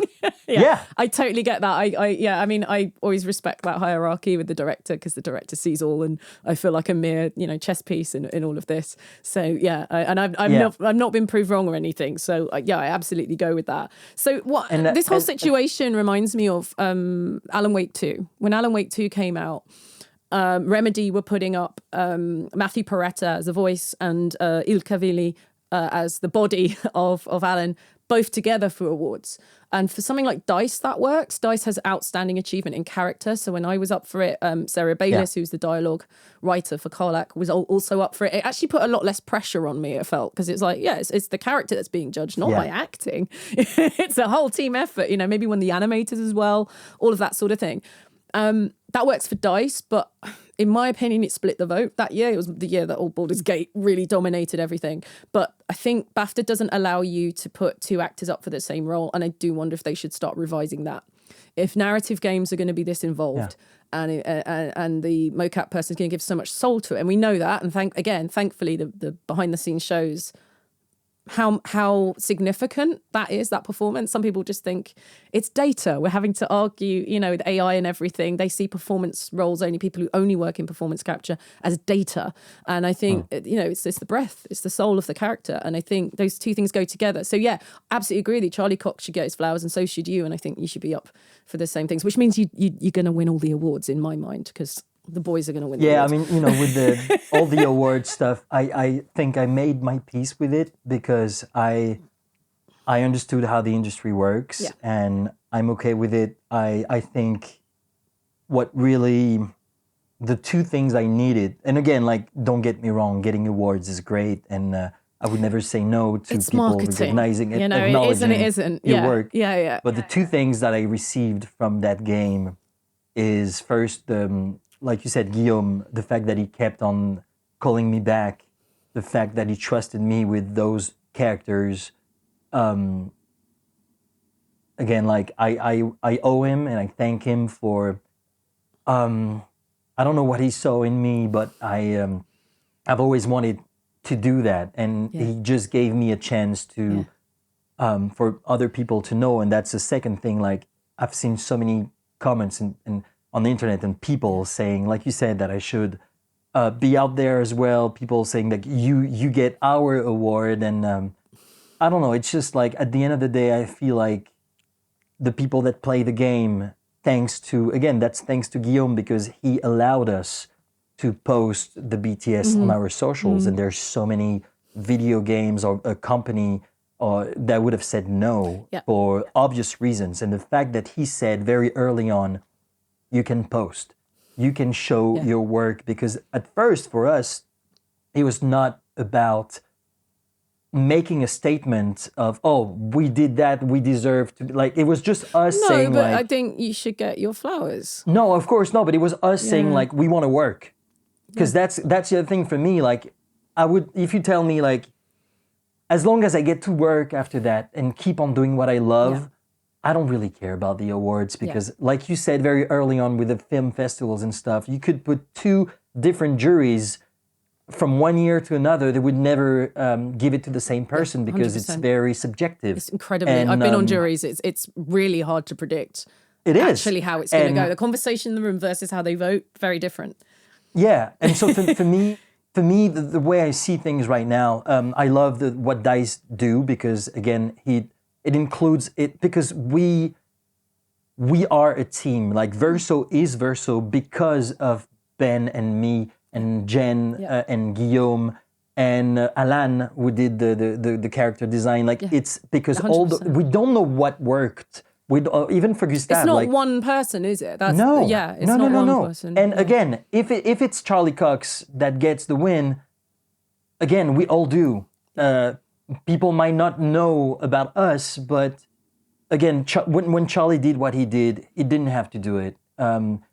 He told me that, but the fact that he did say that out loud to everyone, I think was a very classy move. And again, like for the first time, he gave me my place in the like, just the fact that he acknowledged who I was and what I did, saying my name. It meant so much to me as an artist just to be recognized, be like, all right, one day I will be that person that get nominated, and I never want to forget what Charlie did, because if I happen to be in Charlie's situation or Ben's situation or Jen or whoever, like if one day I'm there and there's someone else that has worked and that helped created that character, I want to remember that and always try to be Charlie. You know what I mean? Like always try to. We could all be more Charlie.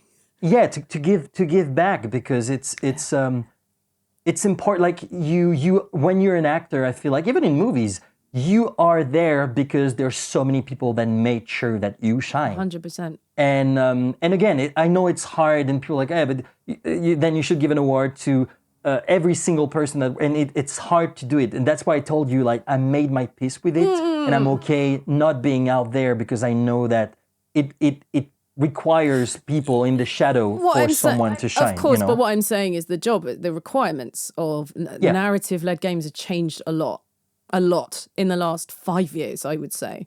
So I think it's a case of them catching up. A lot of the time, the idea that two people can't go up for the same award is interesting.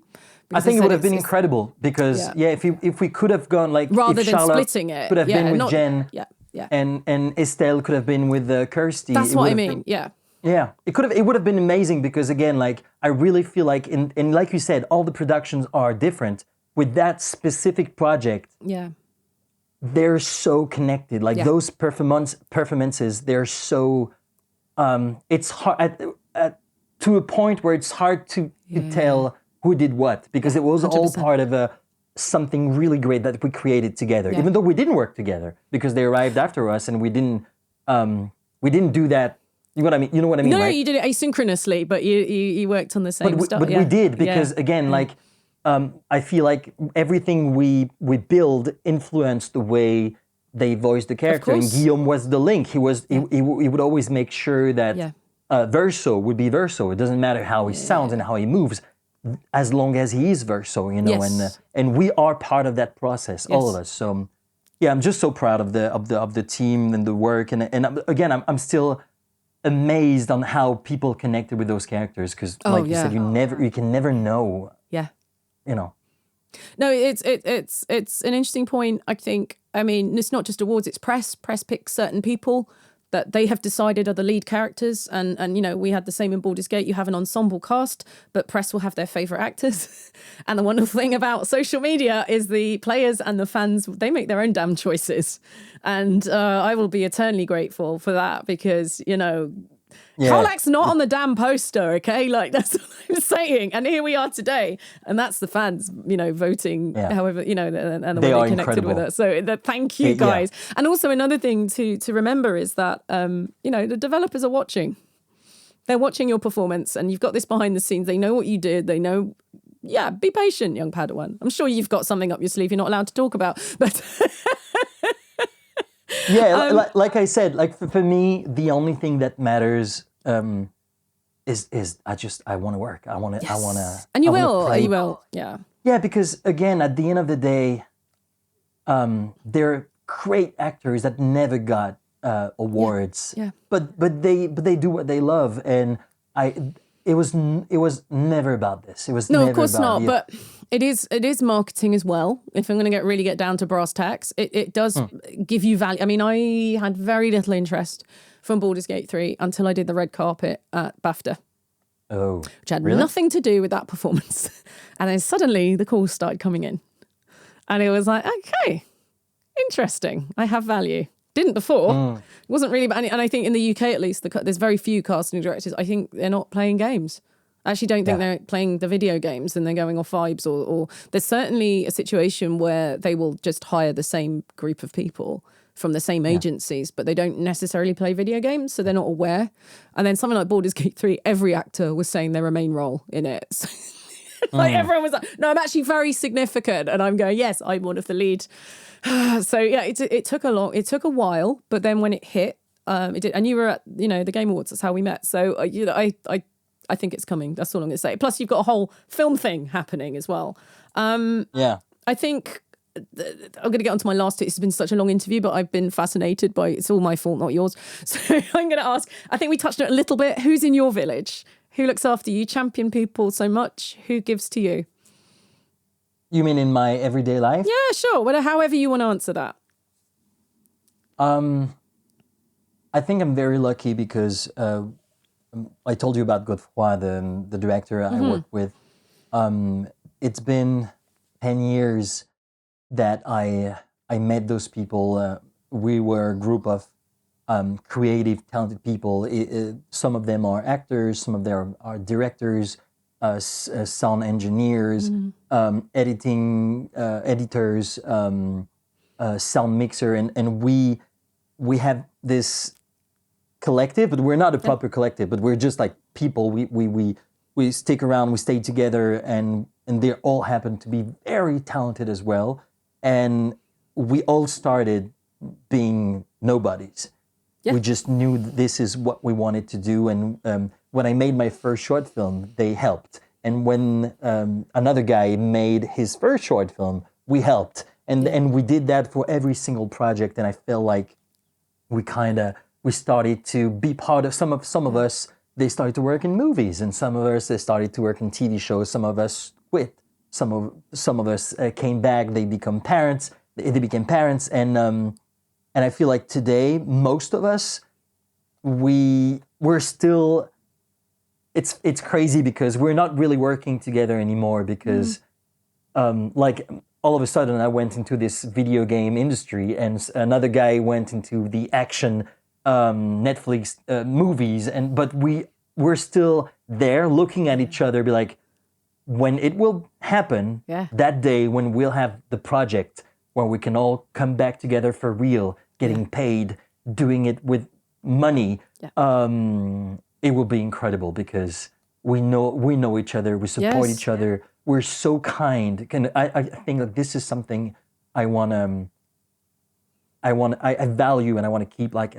We are artists. We all struggle. It's hard. It's already hard enough, and I feel like we should, out of all people, we should support each other. We should be so kind and supportive because you get me and I get you. We don't have the same history. We don't even speak the same language. But if you tell me your story, I get it because this is my story, and we all have the same story from having a dream or having something that you really want to do. You can't do it, and you don't take no for an answer, and you do it anyway. You fight for it, and one day, because we are here today because we are part of the lucky ones, and there are thousands of people that great performance that you've never heard of, and they're more talented than us. Yeah, but they don't get to tell their stories just because they are no one knows about them. You know, and so just to answer long answer, just to say like.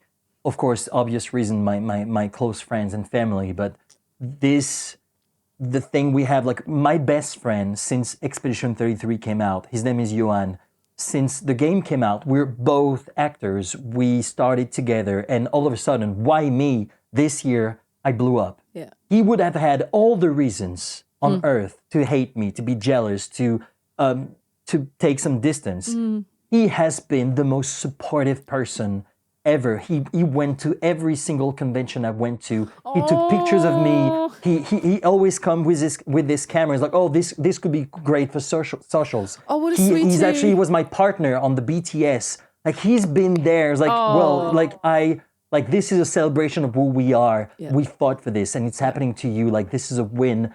And again, I want to be there for him when it's gonna happen. If it doesn't happen, if one day I'm big enough to pull him in, like I will, because this is who we are, you know, and I never want to forget this. This is, for me, this is the most important thing. I love this for you. I love this for us. There are other people that just want to work with cool, awesome, generous, friendly, kind, wonderful people, make our own villages, and we can make our own heaven on this planet if we want to. So that's, I mean, we make the art, we make the entertainment. It should be fun. Yeah. right? Like at least it should be fun. And somehow we managed to make it incredible. The business part, show business, I found incredibly stressful. But within that, I found community. It's a looser one. It'll be people, art department, who I'm friends with, who we can have a chat and compare notes kind of thing. And it's been wonderful. Like the networking isn't just networking, it's true friendship as well. And we've got each other work. And it's been a very interesting few years. And it keeps me hopeful because it's quite hostile out there right now. Yeah, and life is rough as well. It's for everybody, and then I feel like we are lucky to make a living out of something that. Yeah, and I think it's very easy to feel out of control and that you're surviving, but I think you do have autonomy to a degree. Yeah. We can curate these little societies around ourselves, and that's the whole message of It Takes a Village, of whether you're in the games industry or not, whatever you're doing, is you need those personal connections and those threads, because you never know when you're going to need someone, and you never know when you're going to be needed, and when you're in place, when that crisis comes, you're ready for it, and you have this whole bunch of people who are absolutely cheering you on, who are going to support you. So that's really wonderful to hear. Right, I'm going to move on to audience questions if you've got time for it, because we have I do. Okay, so it's time for audience questions. And as I said at the top of this interview, I think you've won some sort of It Takes a Village record. We've had to prune some of these out. We'll be here forever. A lot of people wanted to know about your process, and I feel that I interrogated you on that substantially well. So apologies if I didn't ask your question, but I felt that it was very similar to the things I asked. Great. Okay, first question. Solar S Holmes, or Solar's Holmes, asks, what are the most challenging things that you've encountered as an actor? Like in my life? I think so. Huh. to keep being an actor, I think. Because I feel like once you get in that zone, it sometimes it's hard, but it's joyful because you do what you love, and I feel like it's always a joy to solve those puzzles, to find those answers.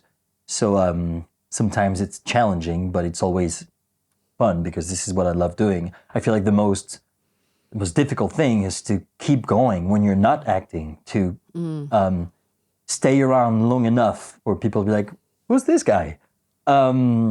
I think that's the most difficult thing, is to keep on, keep pushing, keep moving forward when nothing is happening. That's for me the hardest thing as an actor, because everything else is just great. The rest is the problems I want to have, That's a great answer. I don't know if that answers the question. No. I think it's a similar thing as showbiz. The show is fine. It's the business that's the problem. When I'm actually doing the job, it's the most joyful experience. But most of the time, you're not doing the job, or you're fighting to get that next job, or the last job's ending. I feel like acting is 1% of our lives as actors. I feel so too. We're not acting. Then you have to be social media. You have to understand social media. You have to network. You have to learn how to make reels, to edit, you have to learn. You're the filmmaker. Come on. You're ready. You're ready for this. The rest of us have to hire social media managers. It's hard. Right. Okay, next question from Shanna Moore. Are you feeling more woo or more wee today? I'm a bit wee woo myself. Nice. Great. Perfect answer. Very healthy. Okay, Squeaky Square asks, did your screenwriting and directing background influence your acting within the game? If yes, how so?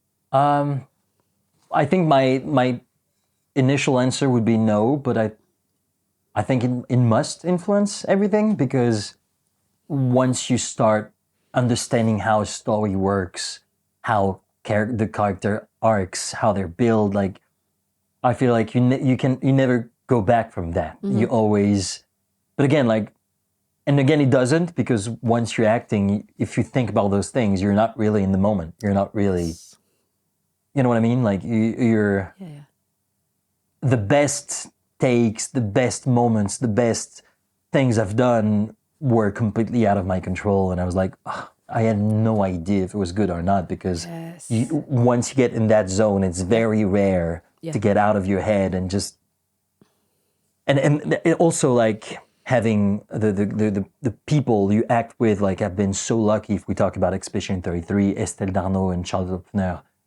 they're so good that they push you to, like, they give you so much. They're so incredible that you can't just be like, you have to respond to that, and you have to react to what they give you, I think it does, but just in the surface, then it doesn't, because if you're in the moment. Yeah, you just got to think about what you want to do to the other character, listen, respond, all of that. It's hyper-focus, isn't it? I love that. That's my favourite bit. So next question. Sylvain4 says, do you have a favourite moment of this experience? Tomorrow comes, emoji of a rose. Nice. I've got so many moments, but I think I would say, I think that day when I was on the train station, when I got the message that I was cast as Gustave, will be the most special moment ever, because it's something that, it's a feeling that I think I got only once in my life. I don't know if I will ever have that again. I hope you will. The feeling of, from that point, nothing will ever be the same again. That, and I'll give you another thing that I never said anywhere else. When Charlie actually recorded his lines, that was right after I was done doing the mocap. I think I was done doing the mocap, the performance capture in April 2024. And I think it was a few days later, or a week later, that they went to New York for the Charlie session. And so I am here in my apartment. My washing machine broke. I'm about to go with my 4 bags, go to the laundry. And I'm a bit, like I said, I'm a bit depressed. I'm like, what am I going to do now? Blah, blah, blah. And then my phone rings, and it's a video from Guillaume Broche, the director. Oh. And I'm like, what is it? I open it, and it's 17 seconds video, and I see the Charlie Cox face. Yes. And I read the video, I play the video, and he's like, hey, Maxence, this is Charlie Cox here. Just wanted to say you did an incredible job as Gustave, and I just basically copied what you did and did it with my accent. Thank you for the work you did. And I hope I'll meet you one day. And I remember me being with my phone, like, completely, like, I froze for minutes. Is this really Charlie Cox that just sent me a video through Guillaume's phone? And again, it just shows you, even back then, it was not about awards, Expedition 33. It was just this guy, because he worked like, I don't know if people know this, but they send Charlie all the cutscenes, all the lore, and he worked before the session. He he didn't just go to the session and record it. No. Like he studied the thing. And I remember Guillaume saying he would ask questions like, when Maxence did this, why did he this that way? But that's why he's giving you props, because he can see all the work you've done. Yeah. He prepared. So it's not about 4 hours, 8 hours. It's about also like the prep, and he prepped for this, and the fact that he would take those 17 seconds just to let me know that I did a great job. Amazing. Oh, I was like, Charlie Cox, what a guy. Yeah. Can we have more Charlie Coxes in the world, please? Just as a request to the universe. Yeah. Because that's rare. That's wonderful. That was incredible. So that it sounds like we need to get you on a flight to New York. I mean, that's what it sounds like. I'd love to. Yeah. Let's do it, So kids. that was another moment where I was like, this is really special. That's really special. Yeah. Yeah, wonderful. I'm really glad you had that experience. Okay, on to the next question.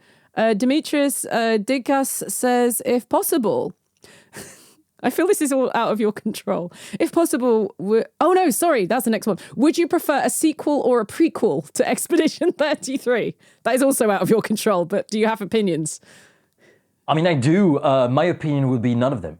I would love, because I feel like the story has been told. Yeah. And I mean, if you ask me, do I want a story about who Gustave was before everything? Sure. Yes, but is it necessary? I don't think so. I think the story was told the way it was meant to be told. Guillaume Like this is, and that's great about also what they did. They did exactly what they even said that in an interview. I think it was 90% or even more. What they wanted to tell is there. It didn't really 100%. change. Yeah. I agree So with you. I feel like they told the story they wanted to tell, and I would love them to like, what is the next story you want to tell? And I know it's going to be, because they said that it's going to be in the Clair Obscur world, because this is the franchise. Yes. But about Expedition 33, do I want an Expedition 60 standalone? Expedition Yes, 1. everyone wants one. But That'd be the sequel, though.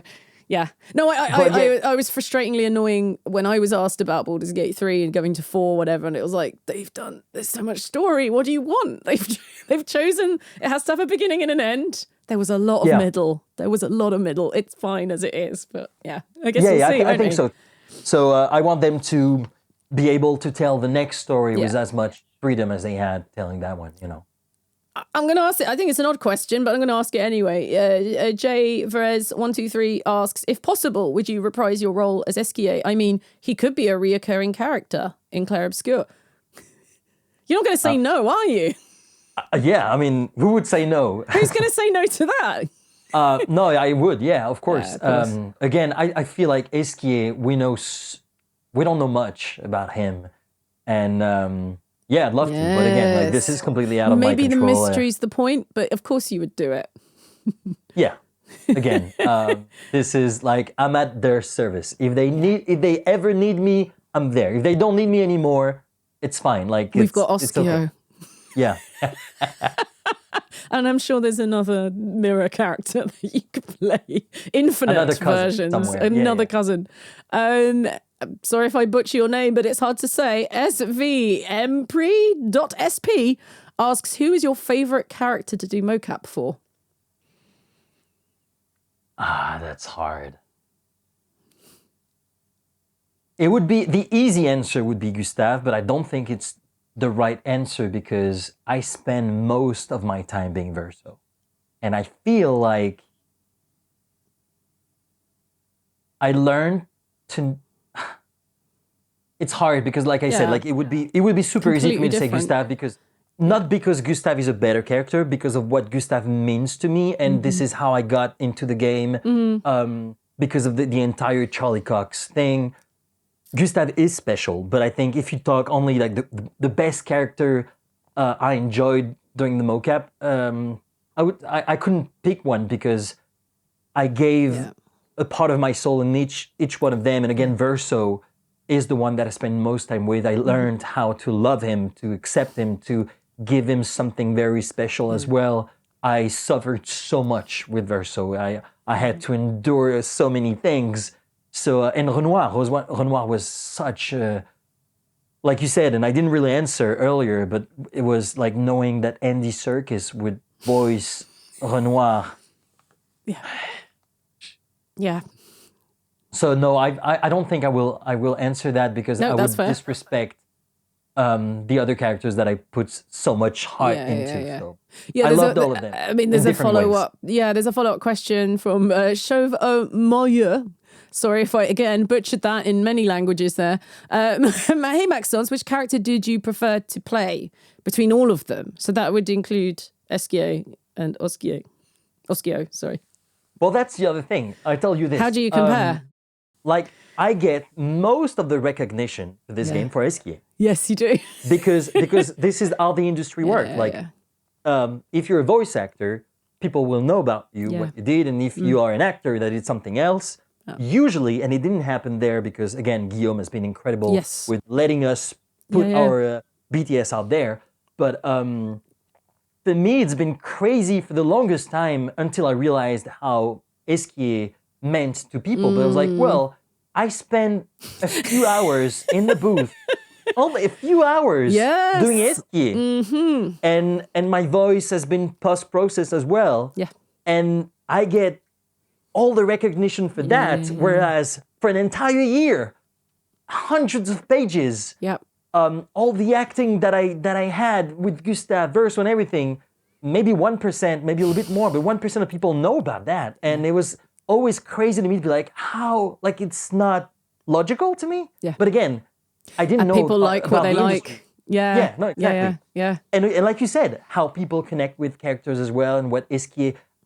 When I started to see people getting tattoos of Esquie, I was like, okay, this is There's what's a going on. hallmark. You get a Funko Pop, you see a tattoo. Yeah. Maybe someone's named their child after your character. You know, there's all these little markers of the impact of your character in popular culture. So welcome to the club. And as you know, these people are curious. As the years go on, you'll see there'll be more love for these mocap characters. Like honestly, like it changes and it evolves, and I'm so excited for you.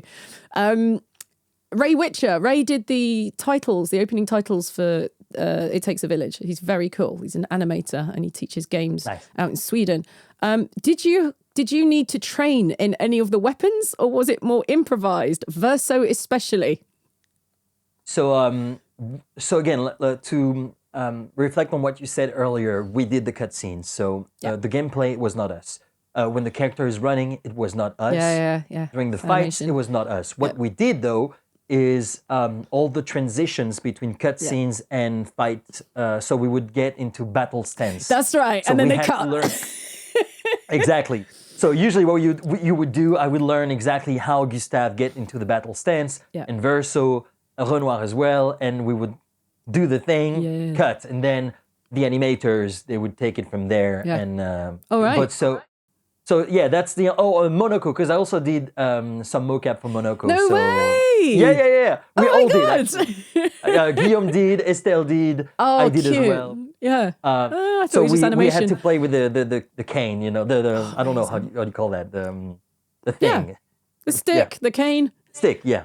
Depends on how he uses it, really. No, I remember with Karlak, when I was going to battle stance, I would go 2 hands for the battle axe, and they were like, no, that could be anything. You can't do that. That could be anything that she's going to pull out of her backpack. So don't do that, or it could be unarmed. So like, we just had to go. Stop. But they didn't tell you exactly what the battle stance was? They didn't know. They didn't. Okay. It had to be so modular. So it was just like, it's an attitude. It's a sort of stepping back and getting ready, and that sort of. It was even like, she does it so much in the game. She folds her arms all the time. Like as a character trait, we wanted her all big and folding her arms. And they were like, again, we don't know what she's wearing, and it will cover the markers. And so you can't do that. So I was just sort of very big and wide for a lot of it, and I didn't get to do all that. Boo. Okay, so next question. Okay. Demi N. Bayers asks, is there a stunt or performance you're particularly proud of? I think this is quite a broad one. I mean, you mean not It doesn't say it's for necessarily- expedition, and it has the word stunt in it. I don't know if you did any stunts in the game. I hope you did didn't. not. I was going to say, I hope you didn't. No. Because you're not a stunt performer. That would be unsafe. But for Eon Zeko, the short film, the 48 hours, That was so I good. never did stunt ever. And You look so cool. the co-director was like, "You're gonna fight." I was like, "Well, do I?" Because it's only one day. He was like, "No, trust me. He's a professional. He's great." They look good. And so I had to learn the choreography within hours and Wow, make of course. it believable. So It was that good. You did a great job. Thank You did it under And was- pressure. yeah, but it was him because again, Yeah. where you put your camera and Of course. like, and Yeah, and oh no, also that's the the secret other- to any action the other scene. stunts, the reaction, the way they react to your punch Sells gives it all. you the makes it real. You know what Yes, I 100% know what you mean. That's a great one. Yeah, it's on YouTube. You can go watch these short films. They're fantastic. Oh gosh, I'm so sorry. S02 95 asks, were there any funny scenes that caused you or the other actors to laugh during filming? I mean? Oh Yeah? yeah. Especially one. I don't know if I will ever be able to make BTS out of it because it's so chaotic. Yeah. But it's a scene called Magic Verso. And Yeah. so basically, again, we're good on spoilers, right? Yeah. It's Yeah, a we scene have to be. where Verso sees that the expedition is a bit gloomy, and to make them laugh, he would cut himself in 2 parts. So I had to shoot as Verso the bottom part, Nice. and so we would put again. I don't want to spoil it because I might again. might put but it I have no up. idea how to edit that because it's chaotic. But then, so the first part, it was Let me chaos with my reign, legs. Maxence. And I put a piece of paper on my hips. Yes. With the face, so the girls could look at where I was speaking. Horrible, and I don't even know how to say that properly. That's the point of eye contact, is what yes, you say. exactly. Yeah, it's the eye line for a film turn. Because the reflex was, when I was speaking, they would look at me, and they were supposed to stop at the bell. So that's why we put a face there. Yes. And then the other part where I'm just on the floor, just it was chaotic. We were laughing so much. So yeah, that was That's one a of the great funniest answer. ones. Yeah. Please make that content. The people will be with me on this. We want to see it. Shift the Tide asks, how much of what Esquie sounded like was your decision versus the director or whoever else was in charge of that? So Guillaume's idea of Esquie was Chianpo in Mulan. It was all about, yeah, ooh, all right. So that was his idea, and mine was more like Baymax.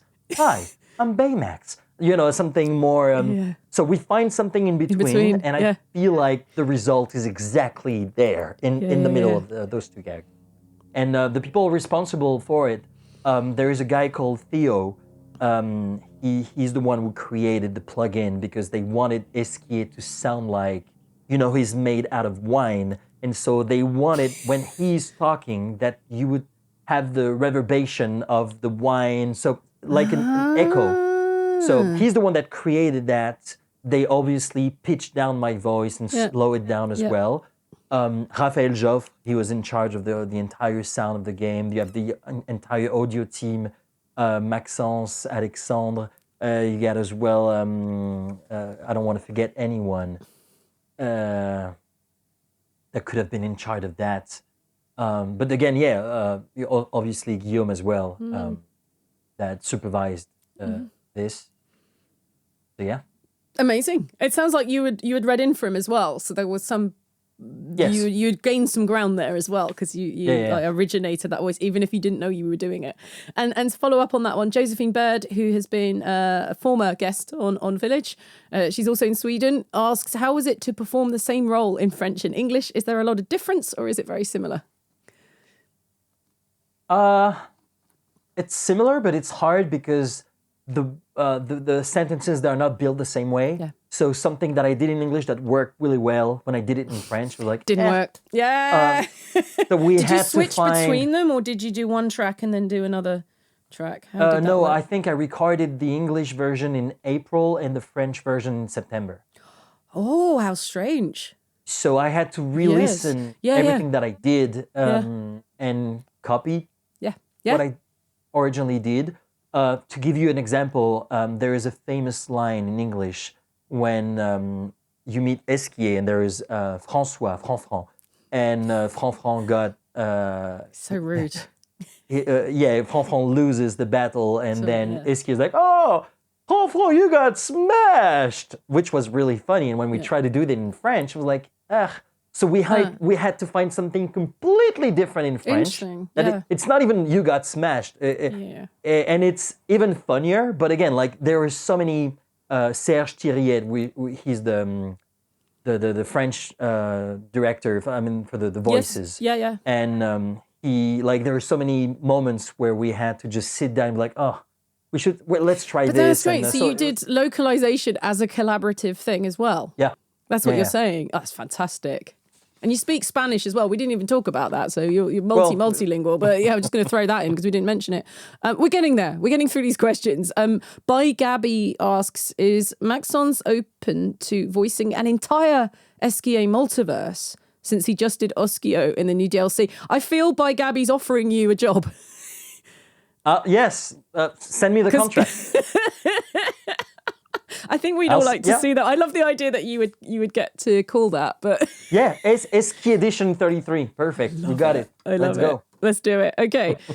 Tension 26100 Gaming asks, Dear Maxence, which one is your favorite, Esquie or Oskio? Love from France. So you're asking me between the we and the woo. I am again. But we always balances the woo. So you need both. It has to be. I've seen it like it's like Mario playing a Wario. Yeah. No, I mean, it has to be Waluigi. Esquie. I love Oschio, but it has to be Esquie. Esquie, of Esquie course. is the goat. He's the boy. It is Esquie all day long. Of course. Okay, we got to the final question, which I'm so happy we did this. svmpray.sp asks, if you could act any gaming character in history, who would you pick? Again, put these thoughts into the universe. You never know. Okay. It would be Sly Raccoon. Sly Cooper.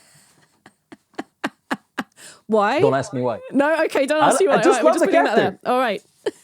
I no was more. young. I was playing on PS2. I think it was Sly 2, if I'm not mistaken. Okay. I love the character, and I don't know. I feel like it would be really fun. But yeah, like that. I would say Sly. Yeah, brilliant. Great answer. Go with the Sly first one. Cooper. Love it. Okay.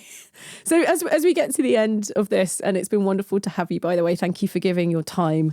What's Thank a you for having question me. that you wish someone would ask you? Yeah, that's. I think it would be just why.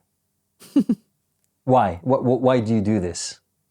Because it all comes down to, like I said, that day. You never really know, and sometimes that was my dream when I was 15 years old, and there were so many times in the process where I was like, is it my dream, or am I just like the carrier, the guy that carries the dream of someone, the younger version of myself? And this year, I finally understood why. Because at first it was because I wanted to be part of something that was bigger than myself. Then it was because I wanted to give to someone what I received that day when I watched Blood Diamond.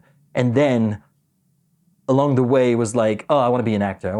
And then, oh, I want to be recognized, and I want to be able to make a living out of it. All because and this year reconnected me to, and it comes back to what we said about the awards and everything. Like, it's not about this. It's not even about the next project. It's about we are just channels to people. We're just like, there are people more talented than us that have great stories to tell. There are people that there are so many things that we're just the visible part of the iceberg, and it's through us that the people, they can feel things. And what I witnessed this year, all the messages that I shouldn't respond, but I did, and I'm glad I did. Those people that told me that some characters changed their lives, the game changed their lives, that some of them they went through and they could get through some hardships and hard moments thanks to the game, to those characters, to one line sometimes. Yeah. And it's just like, it reconnected me. Like, why do I do this? Well, I do this for that. Yeah. All the rest, my career will have ups and downs. I might not work after this. I might work after this. This might be the beginning of my career. This might be the best and only thing I'll ever do. I have no idea, and it's okay, because those things are out of my hands. I can't control those things. But again, like, if one day my dream was to be part of something that would make someone feel the way I felt that day watching Blood Diamond, and I feel like it happened. And now I just, like, if you ask me why, I just want to be able to reciprocate that and do that again. And that's it. And the rest, we'll see. I like I said, I have no control, and I don't want to have any. I tried, and I almost burnt myself out when I tried to control those things, but you can't. And back then, when I would have, the day when I recorded the wee balances the woo, if I would have known that people would tell me that for the rest of my life, I would have played that very differently. And that would have been bad. But maybe, I was going to say, maybe it's best you didn't. Exactly. Yeah. So it's best when you don't know. Just do your best. You do your try best. to stay truthful to who you are. And Yeah. That's a great answer, and a very inspiring one. And I look forward to the day where, in future, where those young actors come up to you and say, you made me realise there were roles in games. because you've done One day. those behind the scenes. You're there and you've done it and it's archived and it's all out there. And you've been a very inspiring guest as well. I've learned a lot, not just about you, but about the business, getting to know you obviously as well. It's been an absolute pleasure to have you on today. Well, so thank you so again. much. That is Appreciate the it. end of the audience questions and answers. We got through it. We did it. I just wanted to know before you go, what's coming up next for you, if you're allowed to talk about it? There are things that I'm not allowed to talk about. But yeah, that's a good thing, That's right? a good thing. I would say in the nearest future, I might stream the game. Yes. I mean, not I might. I will. I You will will. stream the game. I want to do it. I'm setting everything up, I think, in the next months. So that's the first thing. The next thing for me is to sleep and rest. I want to do that. Because mental health is important, and it doesn't It is matter the most how, important, I would say. yeah, it doesn't matter how successful or great, whatever. Like I wanna make sure that I'm okay, because if I'm not, I won't be able to keep on doing what I love. Yes. So that first, then streaming, and then I wanna create stuff. Like the next thing for me, and I hope again I will have other opportunities in industry. But if I don't, like, I will get back to write stories, direct thing. Like I want to create stuff. I want to. Yeah, this Amazing. is because again, like back then, those short films. When I would make a short film, I would have 200 views. Now I'm lucky I have a bigger audience. So the things that I used to do, now more people get to see them. So Yes. yeah, I'd love to get back to that as Exciting well. times. And Yeah. where can we find you on the old internet and social media? I was nowhere 2 years ago. Now I feel like I'm anywhere. I'm everywhere. You're on all I'm the things, in aren't you? Instagram. I'm in Twitter. I don't even You're even use brave Twitter. enough to go on TikTok. I'm not. Yeah, I'm scared. but again, I have no idea how it works. I just post Good post for you. something, and then See what I happens. yeah. Don't read it. YouTube as well. I think the two biggest for me would be Instagram and YouTube as well. Yep. And you've got a because Twitch YouTube- account because I saw that. Yeah. You sent that over. Yeah, I created it, but Yeah. nothing. And they're all under Maxence Cazorla as well. So Yeah, it's very easy exactly, to yeah. find you. And is there anything else you want to say before we wrap up? No, I just want to thank you to give me the opportunity to talk about the game, about me, about all this. It's. Thank you so much. We are, again, like I'm still a newbie. I'm finding out, and thank you as well for all your insight, your advices, your tips. From you've thank been you. there, and I really appreciate you. It helps me a lot to just to find my place in all this, and try to. Keep moving forward without losing myself in the process. That's the most important. You're going to make me cry, so I'm going to stop now. Thank you very much. Welcome to the village, as I said. It's wonderful having you here. It's a great community. I'm looking forward to people seeing this and learning a little bit more about you, as well as this incredible opportunity. And my God, you ran with it. So, from that little character actor I saw in your show, to playing pretty much all the male roles in this game. So well done. So thank you very much, Maxence. And next time on It Takes a Village, we will have another cool guest. I don't know who that's going to be yet, so just bear with me. But I know. Thank you for watching, and I'll see you next time.